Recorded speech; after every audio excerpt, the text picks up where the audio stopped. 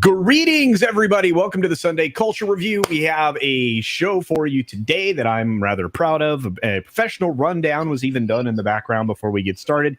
And it's because we have somebody here who's rather impressive from Society Reviews and Bounding into Comics. And so even their own website. Society Reviews here does amazing work everywhere that he goes. And I would like to say thank you for joining us today.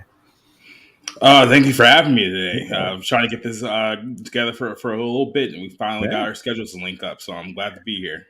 Well, I'm glad you're here. I wish we'd been able to coordinate better. I'd seen the DM I got from you to get you on the evening show, but I think you'll have just as much fun here, and you're always welcome. So, in fact, the door's open to the bounding folks, indeed. So, thanks for being here today. You want to tell everybody, promote yourself just a little bit? Oh, yeah. So, like I said, I work for Bounding into Comics. You'll see a lot of my stuff under the name Jacob Smith. I also have my own site, Society Reviews, which I cover a lot of. We do a lot of streaming on our YouTube channel. We did a movie night last night on Twitch. So we have the Twitch channel going. We have YouTube podcast going. I do movie reviews on the main site as well. So I'm always everywhere. I might not be everywhere at once, but I'm always somewhere doing something. So you just search for Society Reviews. We have tons of links down below. We do a lot of content. So yeah, and it's well worth your time. How many movies have you done recently? It's just insane. What, this year or just in total? Because I think on my letterbox, I'm reaching about 900 movies reviewed, but I think so far this year, probably about 40 to 42 so far, which is kind of a down year for me. Surprising enough, saying that I've watched only 42 movies so far this year. Wow. But yeah. Well, you can check out Society Reviews again. Brilliant articles, of course, on Bounding and everywhere else that he goes. So do check that out. Again, under the byline Jacob Smith over on Bounding. So, of course, thanks for being here. This is awesome. I appreciate you being here. I love it when you guys are here. Of course, we've got next to him another special guest, somebody who only comes in here occasionally. It's Mr. Shirt. Hail, just another red shirt. Hail, CultureCasino, and thank you for having me on again. All right, you bet, Looking my forward friend. to this. Yeah, it's a good time. Of course, Mr. Shirt can makes appearances over with Matt Fowler and many others randomly on the tubes. He also does the moderation for most channels that I pay attention to. So thanks for doing all of that work. We appreciate it, my friend. That's my pleasure. All right. Right below Mr. Shirt, just another red shirt, we have Mirrorsphere's Origins, the author. He's real close to getting the book released now. We've got all kinds of great things to talk about. But yeah, go ahead, Mirrorsphere, take over. Hello, everyone. Welcome to the chat. Welcome to the Sunday Review, and hope you guys are having fun. And yes, my book is out on a couple sites right now for ebook. I'm waiting for it to finish, clearing with Apple and Amazon and a couple others. But other than that, yeah, it just. Having fun. You are very close to your digital publishing. I know he showed us in the background what he was working on, so I'm pretty stoked for that. So, and of course, once we get the intro video up, it will be headed into GoGo. That's our plan. Yep. Excellent. All right. Well, I'm stoked for that. So do check that out. Check him out. Occasionally he does some videos. It's been a while, but do check him out over there. So, when was the last video you did, Mirror? Oh, my last video. Well, the last video I did was like a short video for the Indiegogo page. Right. If I still go, I'm still thinking either I'm going to go with Indiegogo or not. It matters because I gotta make sure with everything else because I don't want to like step on toes. All right, well, we'll have the intro video ready, and so either way we go, it'll be somewhere. You'll be able to catch it, whether it be Amazon or some other place. But thanks for being here, my friend. And of course, immediately next to him is Shellback TJC, our veteran turtle, as it were. How's it going there, Shelly? Good morning, one and all. And I must say, Mr. Society's decor, I love it. It's trying to get a little bit more added on here too, so this might be expanding in the next couple of weeks. Just a little spoiler alert for things to come. Cool. I like to see. It really warms the shell. You know, when I see patriotic decor like that. So. Mm-hmm. Good on you, right? Oh wow! Well, anyway, Mike. Wow, I didn't know we were going to get a serenade there, but no, it's awesome. And I do appreciate the American flag as well, and so does the man who's immediately below me, Wes of Whatever Cast. How's it going, Wes? Well, it's always a pleasure to be here on the Sunday Culture Review, and I'm just looking forward to talking about some interesting topics and having a good time with the panel and our amazing folks in the chat, the best chat on YouTube. Indeed. Yeah. And how's your new channel going, Wes? Is it you growing? It's growing. I think I'm half the channel I used to be, but that's fine. That's okay. No. Hopefully we solve that issue. But I'm very glad that you're all here. Even Spencer, who Society Reviews wants me to ban. That's a great working relationship there. We did have a member chat that showed up. Thank you very much, Six, for doing this. It says, Joker Voice member for 7 months, reward club member says, oh boy, things got interesting at the House of Mouse. Indeed. And we're going to get to that one. That's probably going to be right in the middle of what we talk about today. And I'm interested in everybody's perspective. And again, it's like perfect timing that we get Society Reviews on for today's show, because there's a lot of movie stuff. There's a lot of studio stuff. So I think this will be a good time. But we had a lot of folks show up in the chat. Real quick hello to each and every one of you that we can get to. We got Eric K out there with Jordy Lyons. Of course, I mentioned Six, who's reminding you that the late night culture show starts in approximately 9-ish hours. We have Apollome's Minion out there. What's up, Apollome's? We've got, of course, we mentioned Jordy, but he's promoting the 6-Minute Daily for tomorrow, and then Midnight Edge in the Morning, which is a great show. We got Dr. Dragon showing up here as well. It has been an interesting week, and if you look at Google Trends, it's been really interesting. Joker Voice is out there saying, hail, chat. Good to see you, my friend. We got a few other folks popping in. Obviously, we talked about Spencer. What's up? We got Low Spec Linux Laptop out there. A few other folks rolling in just to say hi. I think we already said hi to Dr. Dragon. Everybody's out there saying hello to each other. Let's see. I know we got a super chat. We got Judicon in the house. What is up, brother? Good to see you. We got Close. What's going on? We got Trav 101 checking in from the UK. HVP, otherwise known as Hank VP, is out there. Good to see you, my friend. Let's see. We got oh man, other folks showing in. We got KR Nut 82 is here. Great to see you. We got the ever lovely Lola Meets. What's up, dear? I hope you're doing well. Thanks for being here. Keep kicking butt. You and your hubby are just killing it right now. So keep it up. I'm gonna try to swing by one of your evening streams if I can be awake ever.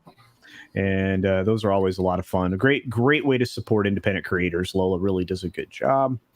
Let's see who's here. And let's jump on the super chat. Of course, we got from Scott Westbrook, who's got one of the coolest avatars ever for $5. It says, good afternoon to all. Thank you for all that you do. Well, thank you. Thank you for supporting the channel, and thanks for supporting all these other channels that we have represented here today. War Monkey is rolled into the house as well. Good to see you, my friend. Looks like we've got a couple other folks like TZ Burton here. I'm sure he's enjoying all the hockey as we head into the Stanley Cup Finals. We got the Tomb of Dracula here with the cool Monster Squad. We've got Pickles. LDG is here. And, of course, Commander Ed Straker of Shadow. Philip A. Demick is here. I just highlighted Nano Reaper, who says, hail my layer of 20th century white male. Wow. Philip Demick, what's going on, my friend? Emotionally unstable amphibian is here. Greetings to you and so many others. If I missed you, it wasn't on purpose, my friends, but we need to get started. We got a show for you today, some great subject matter. Let's kick it off. So we just had a brand new movie released in theaters, guys. It was Jurassic World Dominion. Now, say what you will about the second film, it still made $1.3 billion. So even though it was not exactly the greatest received by the fans, it still made $1.3 billion. So that's underselling it. Yeah, I'm trying to be nice, of course, but let's take a look at what we have going on right now, because Dominion released big footprint according to the Deadline article with 143 million plus opening, so it's not far from Fallen Kingdom's debut. So I know that only one of us on the panel have seen the film, and fortunately that's the movie man himself, Society Reviews. What do you think? I'll say this. I'll start off by talking about Fallen Kingdom for a little bit, because when I saw that movie 4 years ago, that one was probably one of the worst movies I've ever seen in a theater in my life, because like the whole like concept of like how we got to this point. It's like, okay, we're at like 5 movies now, and we're still creating dinosaurs that are going to doom the world. It's like you would think that in a movie where this is all in like the same universe, going back to the first Jurassic World movie, Jurassic Park movie, that we would have learned our lesson by now. But no, we're still making the exact same mistakes. So there's so many things that I didn't like about that film, like, you know, Chris Pratt outrunning a volcano, and Justice Smith just screaming throughout the entire movie, and then of course the beautiful ending where the little clone girl dooms all of civilization, which leads us to this movie right here. So it basically picks up without spoiling anything immediately after that film, and dinosaurs have basically become like the new bears and like mooses now, that they're just a part of our world, and we just have to kind of like live with them, even though they're like giant, like dangerous creatures and whatnot. I will say this. I don't know if it's exactly putting the film over. I did not hate this movie as much as I hated the last one. I think if you're going in there just as like a summer popcorn flick, because I mean there weren't that many summer popcorn flicks this year, it's decent. But at the same time, I just kind of like view the movie. It's like it didn't really accomplish anything. And if this was the ending of a trilogy here, then this is probably one of the most lackluster trilogies I've seen in quite some time. And I think that's probably the nicest thing that I can say about the Jurassic World series in general. All right. I have a quick question though, because I'm trying to remember all the movies, because I don't. Is Fallen Kingdom the one where they were on the island with like the super T-Rex thing, and they had to escape the island again, or is that just that one? I believe was Jurassic Park 3. You know, the last one, Fallen Kingdom, was the one where they were on the island of dinosaurs, and the volcano was going to blow everything up and kill all the dinosaurs. Which I don't think I've seen that one. Yeah, you haven't missed anything unless you just want to be irritated for nearly 2.5 hours, which is also the same runtime as this film too. So if you're going to go watch this movie, you're going to be in there for a bit. So, you know, time your bathroom breaks is all I got to say. Okay, yeah, because I watched the anime with my kids on Netflix, because they have like the little Jurassic World animation, right? Which was like ridiculous to me, but my kids liked it. But still, I was like, I don't know where. I don't think I watched the last movie then, because I have no idea what's going on now. Yeah, look, the film right prior to this, just it was not critically received in a positive way, and it wasn't received positively by a lot of fans who went to see it either. And I'm going to be super lost when I go see this movie tonight. The last one I saw was Jurassic World, and that's the only one I saw. I watched the original 3. And then they had like the new Jurassic World. I have to ask, because this is a great point by Joker Voice. I think that Jurassic World not tied to a streaming service makes this film the summer box office winner. I think it didn't hurt. You know, I think it probably benefited from that. The day and date release thing turned out to be box office poison.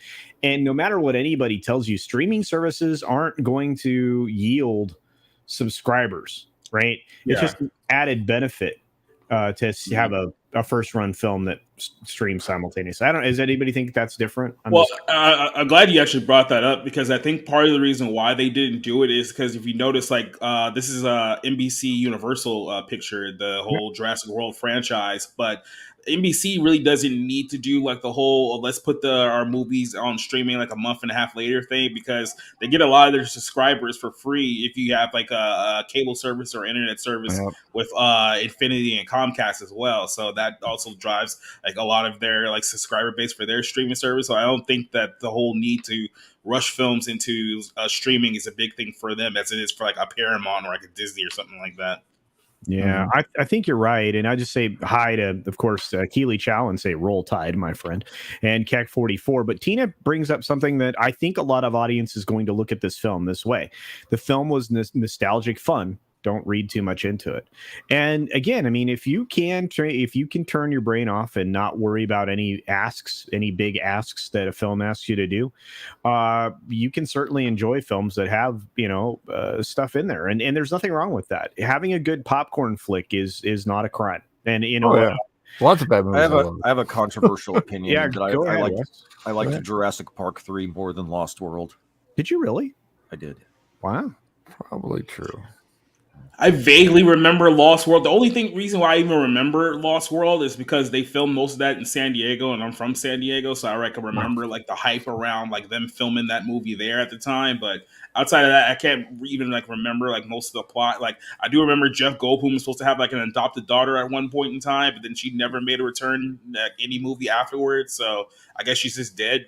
So that's the thing. Yeah. Well, I thought it was interesting because Colin did something that should have been done in Star Wars. He brought everybody back. He brought the band back together, and he put them in the same scenes in this film. Now, I haven't seen the film. I've just seen them all together in the film. So I know it happens, unlike in Star Wars. So I can tell you, someone that's watched the film, that is one of the negative points, though, because especially with a long film like this, it feels like there's far too many characters like in this film, because you have like the original trilogy characters, you have the new trilogy characters, and then they're still trying to add like new characters to this movie on top of that as well. It gets to the point where that there's so many people trying to escape towards the end. You're like, okay, I don't see how all like 12 of you guys are going to get out of this like alive. It's like something's going to have to break here. It's like it's way too many people at this point. Well, I think go ahead. My hope was that Laura Dern would get eaten by a dinosaur for her role as Admiral Holdo. Does that happen? I can't confirm or deny, but I can tell you that time has not been as kind to her as it has been to Sam Neill, and that's probably the nicest thing I can say about her as far as this movie goes. Yeah, I think okay in that really fuzzy, very opaque window that she's looking out of. Yeah, that looks like there was some airbrushing going on almost. Well, Bryce Dallas Howard looks different in her role when you see her on camera than she does behind the camera. So, I mean, and I think that happens quite a bit. There's movie magic involved, folks. Of course, we have Max Relax, who's reminding us that the Xbox Bethesda game premiere thing ran. Oh, that's right. Lots and lots of games with female leads. Reminds me of Marvel. Yeah, I'm sure those will sell buckets. I haven't. Yeah, oh boy, did you see IGN or so? Who was shilling this up? I think it might have been IGN. They sent out a tweet saying that there had been 10 million copies of The Last of Us 2 sold. Did anybody happen to see that tweet? It was weird because I'm thinking to myself, I'm like, why are you crowing over 10 million copies? And when you say sold, does that mean units shipped to stores, units sold to stores, or units sold to end users? Yeah, that's their thing. Good they question. always try to rework the language when they talk about stuff like that. So the same thing they do with comic books. Like they try to count like the amount that they ship to actual stores as, oh yeah, we totally sold that amount. It's like, nah. Yeah, stores show like boxes and boxes of comics that were shipped, and they're like, "You can't sell these." Yeah, and that's. I mean, Gary will tell you about it. Go ahead, Wes. I'm sorry. No, that was all. Oh, sorry. No, I've been trying to say something here, Culture. Oh, okay, go ahead. Yeah, I got a couple of observations. I mean, that's good news for their first opening weekend of this movie, and you know, I've heard the critics liked it better than the last movie. It's got the nostalgia factor going for it. It is a summer popcorn movie, and people are, as we've seen from a couple other even decent movies, people go out to see them because they want to go to see movies. So I think this movie did very well. I'm not surprised it did better than the last, or it's going to approach the last movie. What'll be interesting to see, because what blew me away about Top Gun Maverick was how low the drop off was to weekend 2. Yeah. Yeah. Just compared to like a Marvel movie, Yeah, which goes down 60 to 70%. That went down what, 20? Yeah, 15 it actually 20%. It actually set a record for the tiny percentage of its fall off. I thought it was impressive.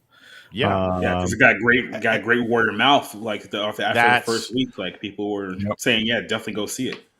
That was my last point. The last point is this movie. Whether this movie can make its projections is going to depend on word of mouth. It is. It just like it with Top Gun, right? I mean, who walked out of the Top Gun film going, "I have to see that again"? Me. Right. And so when you think about it, internalize that question, right? And those are here on the panel and those in the audience right now, internalize that. When you walked out of Jurassic World Dominion, did you have that same thought? I have to see that again. See, that's the word of mouth driver, which drives the money. That's what the studios absolutely need. And speaking of somebody who knows what the studios need, we're being joined by, well, a good friend of mine. His name is Polly, the Latino Slant. Wow, Polly. Happy Sunday. Happy Sunday. Polly. Happy Sunday, sir. Thanks for being here. Yeah, I did check my Thank Twitter. you. Yeah. Well, I'm just never free on a Sunday. Like I know it's rare. I'm glad you're here. You got a couple minutes to spend with us. Have you seen the film? Have you seen the Jurassic World Dominion film? I keep saying Jurassic Park. I know that's because I'm 1,000 years old, but I have not. I'm one of those guys that's waiting to hear from friends. Because like you said, that all important word of mouth. And Tom from Midnight's Edge was like, there's some cool stuff. I've been hearing mixed reviews, so I don't know. I do have other films that I need to see. I just watched The Northman. That was great. Northman's fantastic. I was actually gonna throw this part into it too, because I think another reason why Jurassic World may be doing a little better is that if you look at the schedule for like this summer box office season, there really isn't like nothing like out there at all. It's like you had Top Gun, but even that was like very early summer. Like it wasn't even summer yet when that one like released. So this is like the first big like summer movie a lot of people are seeing. But then after this, like what else do you have? It's like Thor 4 when it comes out next month. But I like look down the schedule, like there's nothing out there that screams, "Oh, I need to see this movie in theaters." Like there's just nothing. It's got a lot going for its society, and nice to meet you. It's got almost 40 years of name recognition. It does. Yeah. You can't beat that. You can't beat that. Even if it's an okay product, right? But Polly, because I didn't get a chance to ask you, you're right. It's got a 40-year history. Is that going to equal legs for that film, or is it going to be word of mouth? Because it seems like word of mouth drives more traffic nowadays than critical reviews or any of these other things. Is it PG? PG-13, I believe. Yeah. I mean, it's gonna have legs with the kids. It's Dinosaurs. Yeah, I know it's Dinosaurs. Yeah, you and Tom say the same thing. I agree with you. I mean, I do. This thing opened bigger than I expected it to. Oh, what were the numbers? I haven't. Well, I'll pull it back up. I got the article right here. 143 plus. So it's going to sit about 145. It's still going to be behind Top Gun's opening. That's incredible. That's incredible. I still need to see the Top as Gun, far as Top Gun. But here's the other thing. We're going to get to Top Gun, folks, and I know the audience was talking about, but go ahead, Society Reviews. No, I was actually just going to ask the question because somebody had mentioned it in chat. It's like, has Top Gun surpassed a Doctor Strange 2 yet, or is Doctor Strange 2 still slightly ahead? I think it's still slightly ahead, but it's about to pass it. It has a good chance of catching the Batman's overall earnings, which barely crossed 900 million. And we have an article that we'll get to in a minute to talk about that specifically. But I just thought this was an interesting article to pull up because, you know, they're talking about it. They Saturday it earned 46.7 on top of Friday's gross and 18 million previews. So it had a 12% climb Friday to Saturday. So it's at a 143.37 million. It's about 3% off from the last film, Fallen Kingdom. Well, like I said, people kind of maybe are turned off by this, but I thought it was interesting, and I didn't pull up an article for it. But China only gave this estimated. This is China's box office estimated $15 million worth of business in China. That's nothing in China.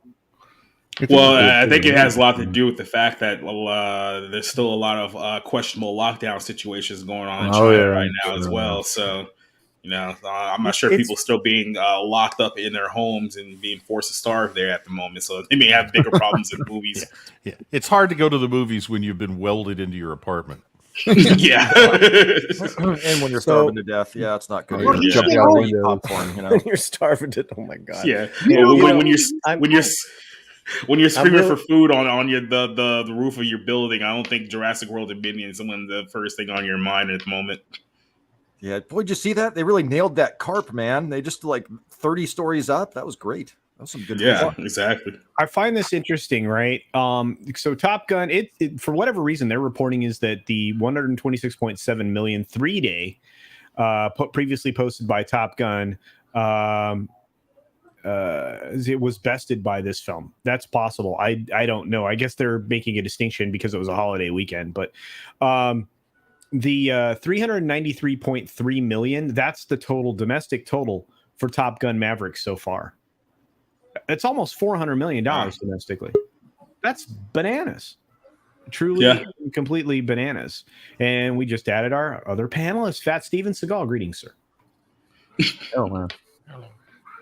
All right. Love that name. Well, you know, culture. No. Bye, Fat Steven. Whether we're talking about the first movie or the last movie, you know, regardless, you know, there's oohing and awing, and then there's running and screaming. That's true.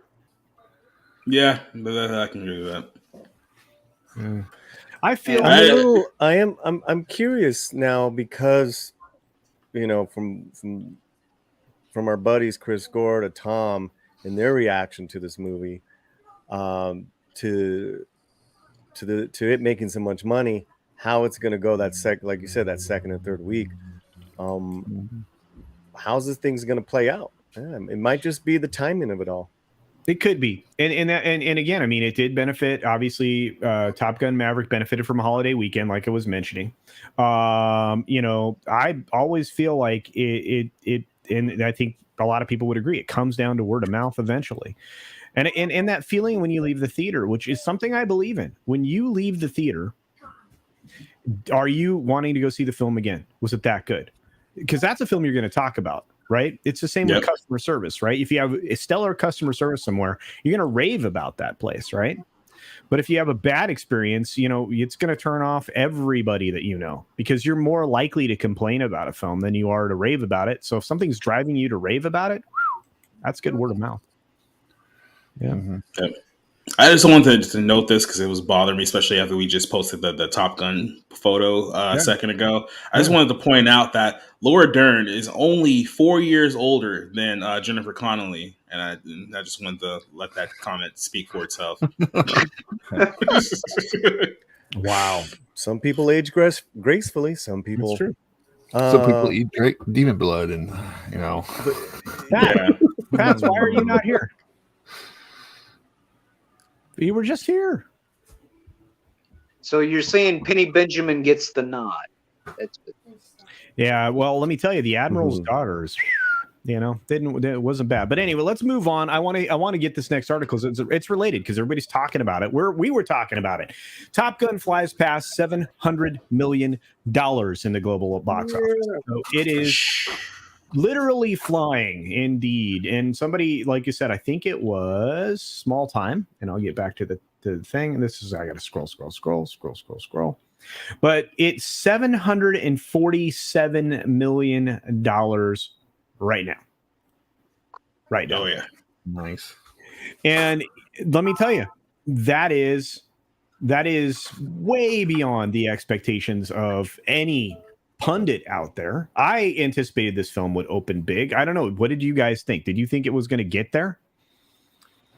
Oh yeah. Yes.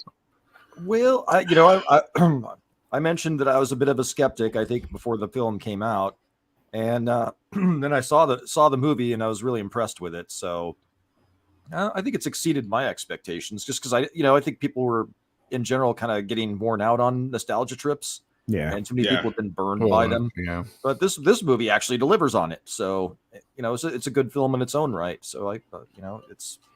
Having seen it, I think it's a combination of the people who wanted to see like what it would look like after 30 years, and then it's the people who did see it, and it's like, wow, that's probably one of the best movies I've seen all year. And then that word of mouth started going around, so other people started seeing it. It's like when you tell people, oh man, you definitely got to go see this movie. It's like, wait, what movie? And then they go and see it, and then they really like it. So I think that the positive reaction by the film itself is really what's driven the box office for the most part.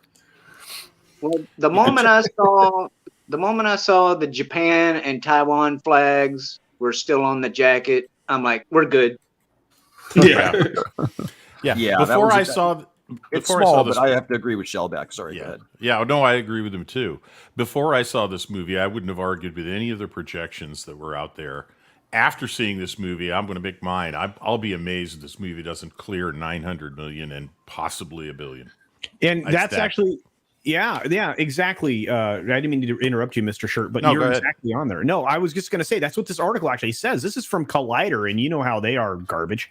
But they say hitting the 1 billion mark shouldn't be out of the realm of possibility. That's awfully generous, right? I mean, I'm sorry, that's coming from them. But Wow. Yeah. I mean, it says Top Gun Maverick will overtake The Batman today. See? Ba-bam. To become the second biggest domestic earner of the year. The film added another 14.1 million on its third Friday with a running domestic total. We already updated that total just a minute ago. But it looks like it will conclude its third weekend with around $740 million. And it did, $747 million. Insane. I don't know that there's it says, and here it is. This is your question. Remember Society Reviews? It says Maverick will also overtake Doctor Strange in the Multiverse of Madness to become the year's biggest domestic hit in the next few daws. Yep. So, but that's not surprising because I mean Disney usually does better overseas with a lot of their big films. It's because just the hype of just like superhero movies, like in general. So they always do a much bigger pull overseas. But yeah, the fact that Top Gun has done better than them here in the United States, I think shows a lot. And just the whole thing on like the MCU as well. Like I'm looking at like their last few films. Like obviously Spider-Man was like a massive hit. I think it almost did. Spider-Man will always be a massive hit though. Yeah, I think it almost did $2 billion, and then like you see the drop off from like that one movie to Doctor Strange and what that's done, and I'm thinking to myself, it's like honestly, I don't even see like this Thor movie doing better than Doctor Strange did. I think it's going to be another drop off from Doctor Strange to Thor in the next couple of months, the next month as well. Because I just don't see the hype around the Thor movie as there was with Doctor Strange. Because at least there was like some intrigue there with Doctor Strange about Wanda turning into a villain and the whole like multiverse aspect, but I just don't see that same type of hype for Lady Thor and possibly the last appearance of Dave Bautista's Drax. So I just can't. I don't see it right now. I don't know. Where do you think? That's a good question. I'm going to ask everybody. That was great. Paulie, where do you think Thor is going to be compared to these films? That's a good question. Yeah, before I get to that, in regards to Tom Cruise, it's the same thing, probably even better than Jurassic Park, is that this man has been a huge movie star since the 80s. Yeah. And you take away the Marvel movie stars, which I really don't count. Robert Downey, Scarlett Joe, Sam Jackson. You take them out. I think he's like him and Tom Cruise are like 1 and 2. Tom Hanks were 1 and 2. You know, they're just, you know, I would say Cruise is our longer movie star. And all Mission Impossibles, all that stuff. I mean, risky business. Well, I'm talking about like the top money makers of his career. Oh yeah. You know, it's good. He's never cleared $1 billion, but I don't know if his past movies adjusted for inflation probably would have. So you can't. That's that star factor, and there's not many people that have done that for the longevity that he's done that. So you also got to think that some of these Marvel movies are starting to, because of we're in phase 4, MCU. A lot of people are just getting tired of them. That's why, you know, people go for like the first weekend if they think it's going to be, you know, because of, you know, Thor. I think the first week will probably be decent. Maybe the first weekend. Yeah. And as soon as word of mouth gets out that it's shit, like all the other Marvel movies, it's going to go. To Paulie's point, that Tom Cruise has never had a movie that cleared $1 billion. He's never had a movie that had an opening weekend like this one. Right. Yeah. So if he's going to have a movie clear $1 billion, this is it. Yeah. I wonder if we'll ever don't forget, you still have Mission Impossible 8 coming out in a couple of months as well. So I mean, he could arguably have 2 massive box office hits in the same year. Yeah, and it goes back to what Coach was speaking on. Go ahead. As far as a collective American experience, you know, as an audience, there's very few movies lately that we can all get behind of and be like, Top Gun is it. Yeah, you know how many people I know that joined the military, like myself, because of Top Gun and other movies like that. Right, but I'm not talking about movie that made me want to join the military. They're counting on you guys, right? Yeah, which is great. Few Good Men, all that stuff. I'm talking about every American who are like not, it's like this is it grabs our American conscience, and those are the movies that we need. That's why Hollywood's Hollywood. So it's all these factors coming out of the last couple of years, needing something pure escapism, and then you have Tom Cruise as your star. We got it. But go ahead, Wes. You were about to make a point. I was just going to make a quip. I was going to say, I wonder if we'll see a Color of Money sequel, because I believe up to that time, the Color of Money. I believe up to that time, The Color of Money was the longest time between sequels between that and The Hustler. Right.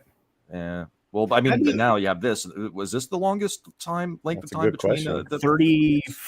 Is it 35 or 33 years? 34, I want to say. Right? 86. No, it has to be way longer. 1986. So that would 36. Wow, man. Wow. Color of Money, 86. Yeah, it's probably longer. It would be, yeah. Gosh dang. And here's the interesting thing to Paulie's point. Tom Cruise is the 7th highest grossing actor of all time. Yeah, but don't count those MCU actors. Oh yeah, if you pull out Robert Downey Jr., Samuel L. Jackson, and Scarlett Joe. Mm-hmm. Yeah, that's interesting. And you know what's funny is Johnny Depp is number 8 in grossing actors. Yep. It's amazing to me. I'm like, that dude is money in the bank, and Hollywood's willing to forego it. Are you high? Framberg. Anyway, for me too. One little last. They really shit the bed on that one. Oh, hey, you can say that was a $13 million shit in the bed too. So it was, man. Real quick point on Tom Cruise, real quick before we move on, is that we were talking about Tom Cruise basically being like one of the last few true movie stars out there. He's also one of the last few guys that truly values like the actual film going audience, like getting people into the theaters to watch movies on the big screen, because there was a whole tiff with him and Paramount, because I guess Paramount wanted to move the latest Mission Impossible film into streaming service after 45 days. And Tom Cruise is like, no, you're not doing that. We're going to keep this film in theaters for at least 3 months before you guys moved it to like any kind of streaming service. And if you guys actually saw Top Gun, like obviously his message before the movie, it's like, yeah, thank you guys for coming out to the theaters to see this movie like on the big screen. So he's like one of the few guys out there that truly believes in, going to see movies on the big screen and making movies for a film going audience. Well, like I have firsthand experience on that many years ago when he was promoting Collateral. Oh, that yeah. guy stayed on the red carpet and talked to every press outlet. At the time, I was working the Spanish press, and he stayed. They were waiting for him to start the, and he's always been like that, And we don't have those movie stars anymore. No, and don't. I mean, his personal life is one thing, but he you're so right, society. He super values, if I can say that, the fans. Yeah, and that's actually a whole attitude that celebrities used to have, or the perception that the public took away was that they were valued by these celebrities, these stars, right? Because their publicists kept them quiet on all these other things that create the divide. And that's something we can get to later if we want to. But I want to say thank you to the folks that sent some supers. We got 4 we'll get through here real quick. From Makini Draws, Makini can't be with us today for $5. Says, hey, everyone, apologies if I don't this one. I appreciate you being here when you are, brother, and I hope that everything came out okay for you today, and that you get your drawing streams back up and running, because a lot of people appreciate those. Of course, we have another one from Horseradish Power, which is £2 sterling, ladies and gentlemen. This is proper money. Jurassic World 3 says, meh, I'll pass. 4 more Top Gun. Exactly. Yeah, absolutely. Top Gun 2, indeed. I agree. I will be seeing the film again before it leaves theaters. We've got Trav101 saying, Culture Casino, you called it. Disney stock went below $100. How low do you think it'll go? I think, like a lot of these studios that are tracking right now, I think it's going to drive a little bit lower. After hours trading, I didn't get a chance to look at today, but when it ended the day at $99.40, that was no bueno. A lot of people looking at it differently. A lot of people try to point a finger at the firing, and by the way, we're going to talk about this next, the firing of Peter Rice. And for what it's worth, I think that while that may have contributed a little bit to the stock slide, I think there was a lot of reasons that we had the stock sliding for everybody on Friday. And it's a 40-year high for inflation is probably the primary driver. Pinochet's helicopter tours. This is Roof Curry in the base new thing. Word of mouth is the obstacle media can't overcome. Indeed, my friend. And that's the truth. We, the audience, we, the YouTubers, we, the Paulies of the world, this guy drives traffic. He always has. He drives traffic to his channel. He drives traffic to entertainment that you otherwise would know about. This person is sending people to see things like RRR and things like that. Go ahead. What are we talking about this year? What movies are we talking about this year as far as word of mouth? Yeah, Top Gun. Yeah. Right. We got a lot of good. That's it. Reviews. Yeah, it's 100%. RR was a great movie, by the way. I watched that. Yeah, it was freaking awesome. Wait, I meant like American films, right? Right. I'm glad you saw it. It is my favorite action film of the last 20 years. Yeah. I mean, great. And Fat Steven is right. Tom Cruise doesn't have the kind of ego. I mean, he has an ego. Obviously, everybody does. But he cares about entertainment, not ultimatums. And I think that's true. He went to war twice, not just the once that was publicized that you're talking about, Society Reviews. But he went to war twice with Paramount on the streaming thing and the profit thing and the expense of shooting the Mission Impossible films. He went to war. And you know what? I respect it. There would not be a Top Gun Maverick if it weren't for Tom Cruise, because Kaczynski, the guy that did the script and put it together, he handed it to Tom Cruise, presented and pitched him. And then Tom took it to the studio. That's the way that happened. Well, that is a fascinating thing about Hollywood is all these variables that don't work, that didn't happen to make The Godfather, to make Top Gun. They did not want to make Godfather. No. Right. And if Puzo didn't have a gambling debt because he was a gambling degenerate, he wouldn't have sold it to Paramount to begin with when it was a book. I mean, those are the stories that I love. I love hearing about Tom Cruise going toe to toe, you know, and you hear those things. They just don't. They're not. You hear them after the fact. Yeah, and it's like, why are you even trying to like fight like Tom Cruise on this? Because outside of Top Gun this year, the only solid hit that Paramount's had all year was the Sonic 2 movie, right? So outside of that, like, yeah, it's a solid movie. But outside of that, it's like, what else did you have outside of like what Scream and Jackass? So you probably won't have anything bigger than They're that. still Like, doing the remainder Jackass? of the year. I They're love, still I doing love that Jackass, last yeah. one. Yeah. I have a Oh, question. God. I have How a are the guys question. even alive? Is it the same people? I Or are don't they know. all dead? It's old and new. Yeah. It's old and new. This And is basically, it's the old guys looking at the new guys cracking up. Wow. Except for Johnny Knoxville, he'll still doing Oh, like no, serious injuries at 51 years old. Oh, the guy's still alive. Hey, to all us Yeah. 51-year-olds, yeah. Yeah. Yeah. Yeah. To all us almost 52-year-olds, we're going, oh, that hurts. I don't know why that hurts. Mhm. Okay. So we're hearing about this Bullet Train film. I saw a brief preview of it on the Tom Cruise screening of Top Gun 2, right? Maverick. Yeah. And I don't know. It looks good, but I'm skeptical because I'm afraid they're showing us the film in the preview, in the trailer, in There's the a new teaser. trailer that just came out. Okay, I'll have to check it out. I got to check it out too, but I was really sick. I got sick of that the old trailer. It was just like Yeah, because they've been showing it for like months already. every movie I went to was just like, okay, I get it. Yeah, everyone's so cool. Philip Gaming's like, And then yeah. it's supposed to be like a ensemble cast sort of, but the only person I'm like really excited to see is Aaron Taylor Johnson. Like, I don't really care much for like Jodie King and what's the name, Bad Bunny. So I don't really like. I know they're trying. That's the names that they're trying to use to like drag people in, but it's like there's only like 2 guys in here that I actually care about if it's going to be any halfway decent. So it's a whole nother conversation as to whether Bad Bunny will bring in any of his millions of fans. Yeah, exactly. In terms of his film, so I know I get a lot of. He got cast as a Marvel lead. Oh wow! Project. You know, so they must see something to where, and I'm with you. I'm not really, you know, I'd rather see that Japanese actor. He was in The Last Samurai. Oh, what's his name? It's Andrew something. That's why I don't pronounce it. But he's in a scene with Brad Pitt, and I was just like, oh, I love that actor. Yes. Yeah, Monkey Jeebus says his friend Jeff Amata does some of the stunts in Bullet Train. That's cool. Nice. It does have a lot of like Smoking Aces vibes to it. So. It does. It does a little bit of John Wick mixed in there too. There was some elements I felt like these are gonna be good, and a little bit. You remember the first redo of the Hitman film with Justified guy. What's his name? Timothy Oliphant. Thank you. Yeah, Oliphant. Thank you, Shelley.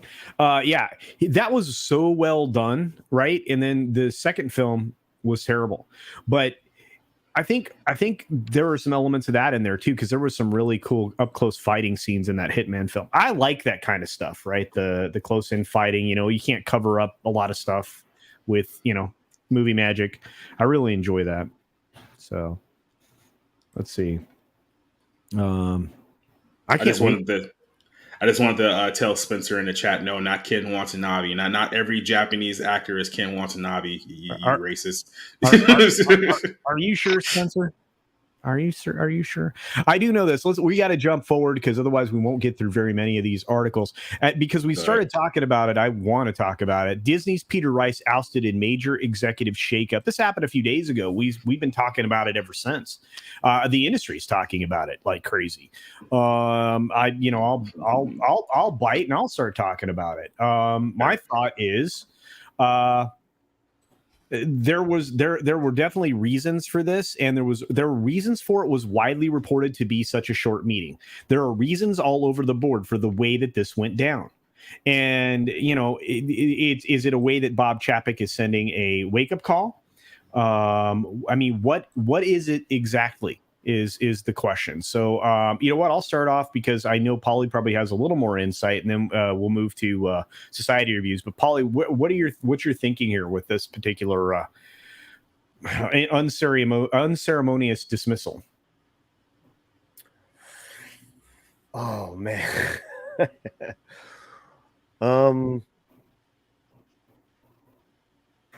Yeah, it's a strong message. That's I mean, I really, honestly, culture, I have not, I don't know about this like in detail. I know Right. it Yeah. happened this week. Yeah. They essentially, Bob Chapek calls Peter into his office and in a 7-minute meeting says, "You're done here." And they had last summer given him an extension or a new contract. Yeah, they had written him a giant contract, which he's being paid a settlement on his way out the door. So his golden parachute is done. He's basically, they cut him a check and said, "See ya." Now, the lady that's pictured next to him, that's Dana Walden. She's going to be taking over his duties in his position. They had worked together at Fox for many, many years. But Rice had a reputation recently for being somebody who supported all this agenda driven stuff. So I don't know. That's as much as I can update you, Paulie. Society. Do you have thoughts on So I was actually looking into this story yesterday because there's an article that I'm working on that should be up either today or tomorrow regarding this story. So here's what I've gathered from the information that I got is that this was pretty much a surprise to everyone at Disney because Peter Rice is not only a guy that was well liked in certain circles, some people even thought that he was going to eventually replace Bob Chapek himself because there's obviously been a lot of questions about how long Bob's going to stay around with all of the bad press that Disney has gotten over the last 6 months. And they thought that he would be a guy that would replace him. Now, apparently, like I said, this came completely out of the blue. Peter Rice had no idea that this was happening, and then a lot of people internally, Disney executives, are coming out to like the Hollywood Reporter and saying that they're upset about the way that this whole thing went down too, because you don't fire somebody in this kind of way, especially a guy that's as high up as him. So they're bringing in Dana sort of to I guess cool the waters a little bit, but there's a lot of people internally at Disney that are asking a lot of questions about the certainty of their executive branch at this moment. So compound that with the fact that their stock price has been plummeting all year. I think it's down like 36% from like the beginning of the year, and I think it's down maybe 44% from where it was like this time last year alone. So there's a lot of issues within the internal backlash within the company, and then this whole thing didn't help matters like at all. So people are like really coming down on Bob now, saying that this guy has to go. He has no idea what he's doing. He doesn't understand the culture of Hollywood, the culture of Disney. But then I want to get her name right. It was Susan Arnold. Susan Arnold. Yeah. The chairwoman. And then she just came out basically giving a vote of confidence to Bob, which turned a lot of people off like as well. So this move definitely upset a lot of people internally at Disney. Probably more so than even like all of like the Florida like Bill stuff, because this is a guy that people actually liked and admired and thought that he had a chance to take over as CEO, and now he's out the door. So this one kind of came out of nowhere. It took a lot of people by surprise, and people are not happy about it, to say the least. Yeah, and all of that is accurate. I mean, everything's accurate. The way this went down was not. It was I think Tom described it as a public beheading. I mean, that's pretty harsh, but not at all inaccurate. And your breakdown is 100% right. Susan is Susan's the person or advocate for Chapek, right? And we'll have to see at the end of the day how this turns out. I got a couple supers I'm going to get to real quick. We'll dive back into this conversation. But horseradish power for another proper $2 pound sterling, or excuse me, £2 sterling, proper money. Says Bullet Train, a film I will watch and chance it. Me too. That's one I will actually chance. I agree. And Bruce Lombardo sends us a $20 super chat. Thank you, my friend. Appreciate that. He says we are officially on the Team America World Police timeline. Alex Baldwin has been replaced by Matthew McConaughey, and he's here to teach us the right thing. Kim Jong-un is now split between Klaus and Tony. Yes, I think you're 100% right, Bruce. Oh my gosh. Yeah, you could definitely do that. We are in a weird place indeed. And of course, some other folks chiming in here as we go. Let's see. Oh, Willie Woodward shoots us a $5 super chat. Thanks, Willie. You didn't have to do that, brother. Says, isn't Rice's replacement that exec who bragged about passing on good shows because they were too white? Yes, she is. Are we sure this is a good thing? No, we're not, which is one of the things I really want to talk about here. And Willie brings up a good point. What does this ultimately mean at the end of the day? Does it mean a shift in direction for Disney? Which I think was the question I put in the description. Thoughts? Culture. Well, that's well. Go ahead. Go ahead, Shelley. I have a question. Yeah. For anyone and everyone, is this firing a positive or a negative in relation to the statement that was made about in relation to the education bill in Florida? Well, so here's the thing. Peter Rice was right before he got fired. Actually came out and condemned Florida and the whole bill. So he was definitely on the Disney side of that whole spectacle.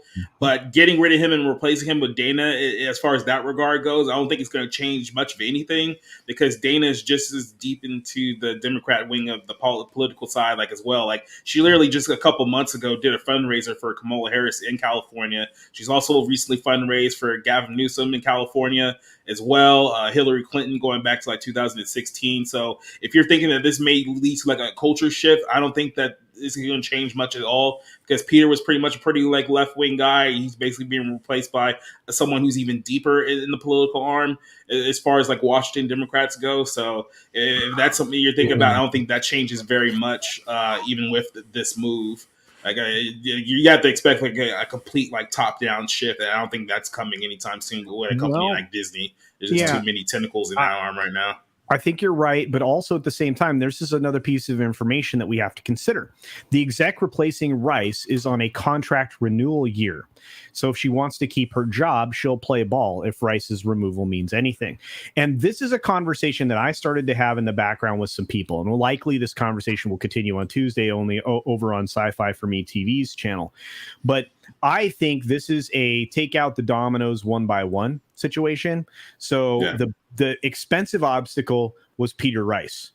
The inexpensive obstacle is Miss Walden, Dana Walden. So we'll have to see, because if they don't renew her contract, she wasn't fired, and then you have two elements out the door that are really pushing the Disney culture in the wrong direction. But we have another panelist joining us. He made it home. What's up? Yes. Bob? How's it going, everybody? Sorry, I'm late. Glad you're here, brother. Anyway, so go ahead. I'm sorry, I didn't mean to interrupt you, Society. Oh no, I think that was pretty much what I was trying to get to. So, well, culture. You raise a good point. We're not going to know the significance of this firing, but this firing definitely is intended to send a message. My experience with chief C-suite people departing my industry is that even if they've been in bad odor with the board or somebody, that it's always they're gland-handed out the door and they go get another job. Yeah. When it's made public that there was this abrupt or severe a termination, and it looks like a termination for cause, we don't know the cause. And you raise a good point. We don't know the cause, whether it was his pushing the company in a certain direction, or whether he's just the first domino to fall. We'll know when we find out whether Ms. Waldron gets her contract renewed. Yeah.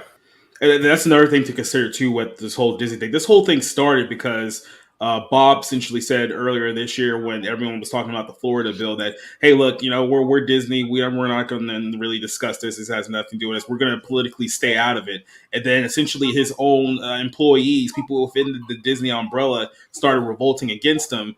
And then over the course of the next few months, all of these things that were going on behind the scenes, people started making these statements and releasing these videos. You pretty much exposed what Disney was doing behind the scenes with a lot of their content that people wouldn't have known otherwise if they had just kept their mouth shut. So now there's so much that's been released and so much has been exposed over the next few months. They know that the Disney prides itself on being a home of like family-friendly content. They know that image has been completely shattered over the last 6 months alone. And people Mhm. are not just going to like forget over a couple of months everything that they said and everything that was released over that time period as well. So I think they know that their brand is somewhat damaged in a way, but they can't just come out and just start like firing people left and right, because that for them, that's only going to make the media PR disaster even worse.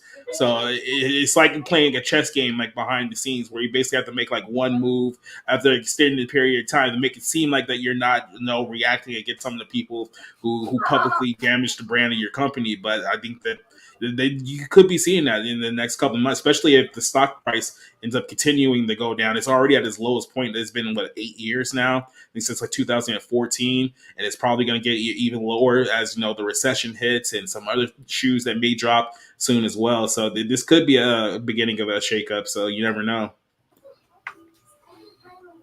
Yeah, I like I said, there are internal struggles going on at Disney. There have been for quite some time.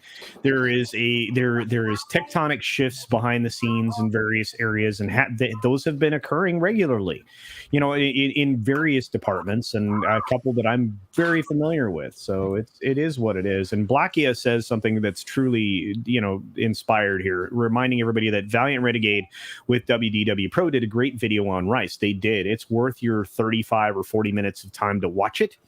And yeah, he is very deep into that. They actually cite all of the organizations that he is a part of and contributes to. So yes, yeah, the launch of cultural shift stuff. Go ahead.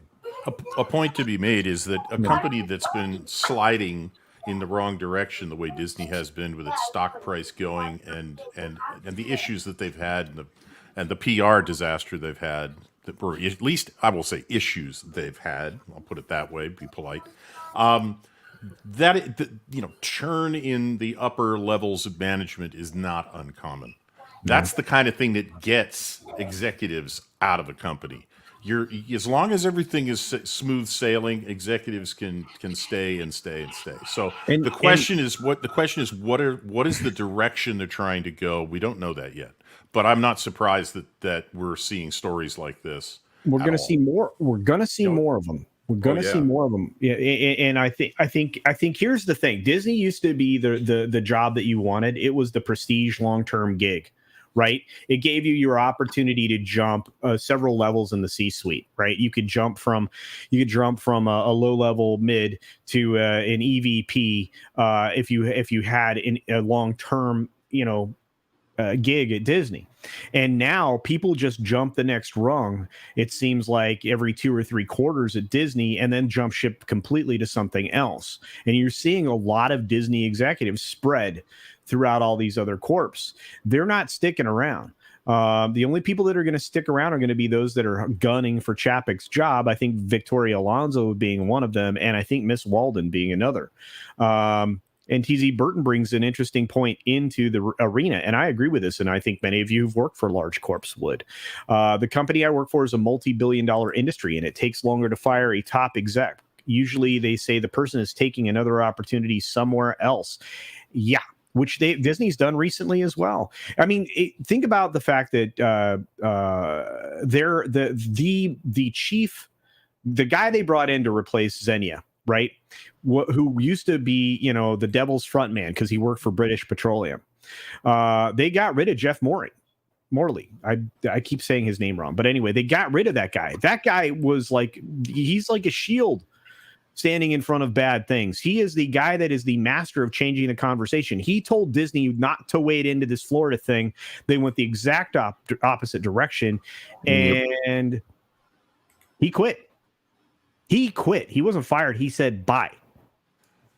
Well, yeah, that's understandable as well, because if he's going to be there as an executive to do PR, I quit a job once when the CEO told me, "I don't pay you to think." I started unloading my desk. I started unloading my desk. He saw me walking by with a box of my papers, old notes and stuff, and said, "Where are you going?" I said, "I'm unloading my desk. I'm putting this in the dumpster." Wow. He said, "Let's talk." I said, "Whatever." Yeah. Wow. If people who are good at their jobs don't take that kind of nonsense, and they don't like being told you have no idea what you're doing. Mm-hmm. Right. Yeah. And I love this kind of promotion for my hair. Thank you for this. Ancient Stories tell us that by pressing like, you make one of Culture Casino's hairs immortal. Well, thank you for that, Max Relax. I can't wait for that story to become true. Anybody else have anything to say on this? I know I kind of dominated the conversation. I feel bad, but if not, we can move on. We've got more to get to. No, it's just going to be interesting to see what the future holds for Disney and a lot of these major media companies, especially when it comes to their streaming services. Mm-hmm. Because, like I said, I think the recession is about to hit, and I think there's going to be a lot of economic downturn coming up here in the next few months. And with gas at all-time highs right now, with foods up like 10-15%, with energy shortages and all this stuff going on, I think the last people in people's minds is paying $30 a month for Netflix and $20 a month for all these Disney streaming services. I think they're going to be the first ones to go, and I think there's going to be a lot of hurt. Like, everyone followed the Netflix model, and I think that bubble's about to burst sooner rather than later.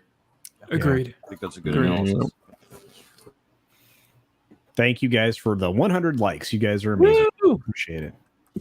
All right, let's jump to this story. It's not on the docket, but I wanted to cover it, and I've got brilliant humans here to do so, and we'll just talk about it. Don't get into a Twitter war in public. If you work for a paper or a media source, it never turns out good.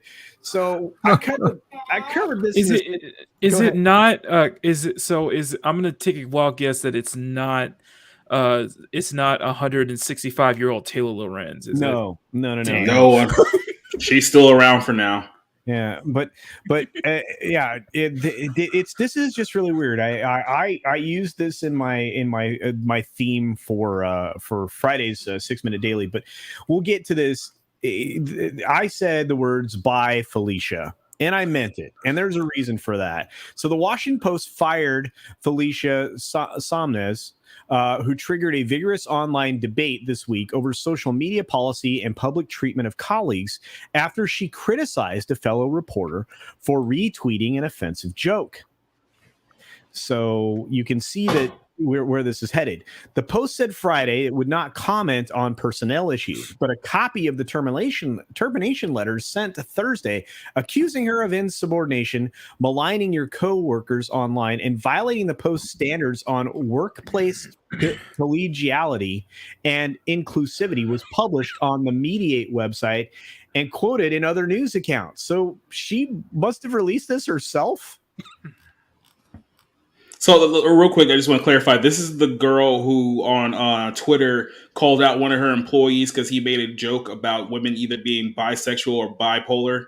Is this her? Yeah. He retweeted it. Got the guy suspended for a week, right? And it was like a month, wasn't it? Oh, maybe it's a month. Yeah. I think you're right. A month. Yeah, but it was a period of time. But she just wouldn't relent. She went full activist mode. And so the outspoken political writer whose second stint at the Post began in 2018 declined comment on Friday. The incident began when Somnes tweeted a screenshot of an offensive joke that a colleague, Dave Weigel, had sent on Twitter, adding the comment, "Fantastic to work at a news outlet where retweets like this are allowed." Wow. So, yeah, they suspended him for a month. So you were correct. Thank you for that. And that prompted another reporter, Jose Del Real, to criticize Somnes online while saying Weigel had been wrong, rallying the internet to attack him for a mistake he made doesn't actually solve anything, is basically what he replied to. So that led to the back and forth, accusing Del Real of attacking her, and so on and so forth. And she never gave up. So I do like how the gist of this entire article from the Associated Press, by the way, is that two so-called reporters had a tiff online. Yep. And it's making like top headlines now. Yeah. Well, and we report weird stuff as news now. If you and here's why I now believe that the AP, Reuters are both garbage outlets, because they use editorial statements in their so-called news stories now. They constantly use writing that characterizes different sides of an argument, not actually just reporting facts and information. That bothers me. You cannot claim to write news if you're drawing if you're drawing conclusions like you would if you were writing a column or an editorial or a commentary piece. Those are completely different. Yeah. Yeah. What I find interesting about this whole dust up is that, initially when she complained and brought it to the Post's attention, they suspended Weigel for a month. But when she wouldn't let it go and went full SJW cancel culture activist on him, Right. and then went after another employee for, quote, attacking her, the Post actually had enough of her. And I find that interesting because I wouldn't have thought, unless it's that she finally attacked the wrong target, and maybe that's it. She That went might after been the the wrong case. person. And Awesome One makes a great point. He should have responded with, "What is a woman?" Yes. Yeah. Have you seen those hit pieces on that movie? Like Rolling Stone just did one, and they in the entire article they proved his point because they never even answered that question. It's just transphobe, and I've seen the film. It's not remotely transphobic. He interviews I saw it trans too. people. It's ridiculous. Sorry. One of my favorite humans on the. Go ahead. Based on, I will say, Wes, based only on the trailer that I saw, I haven't seen the whole movie, but based on the trailer, he does what Libs of TikTok does, and why Libs of TikTok is in so much trouble with Twitter. He let them talk. Yeah, and that's and why he was you don't polite and people. calm. You let them talk. Yes, and they put the noose around their own necks, and that's not allowed. Yeah. Right. You're not allowed to let them look ridiculous. You don't even make them look ridiculous. You're not even allowed to let them look ridiculous anymore. Yeah. One of my favorite human opinion makers right here, Frankie Knows, says, working in the media, she should focus on being a factivist and not instead of an activist. And I agree with that. Nice. Agreed. But the facts are uncomfortable, and they'll don't align with from everything from identity obsession to their social takes on things. True. And, take for instance, playing the greatest hits with Latinx.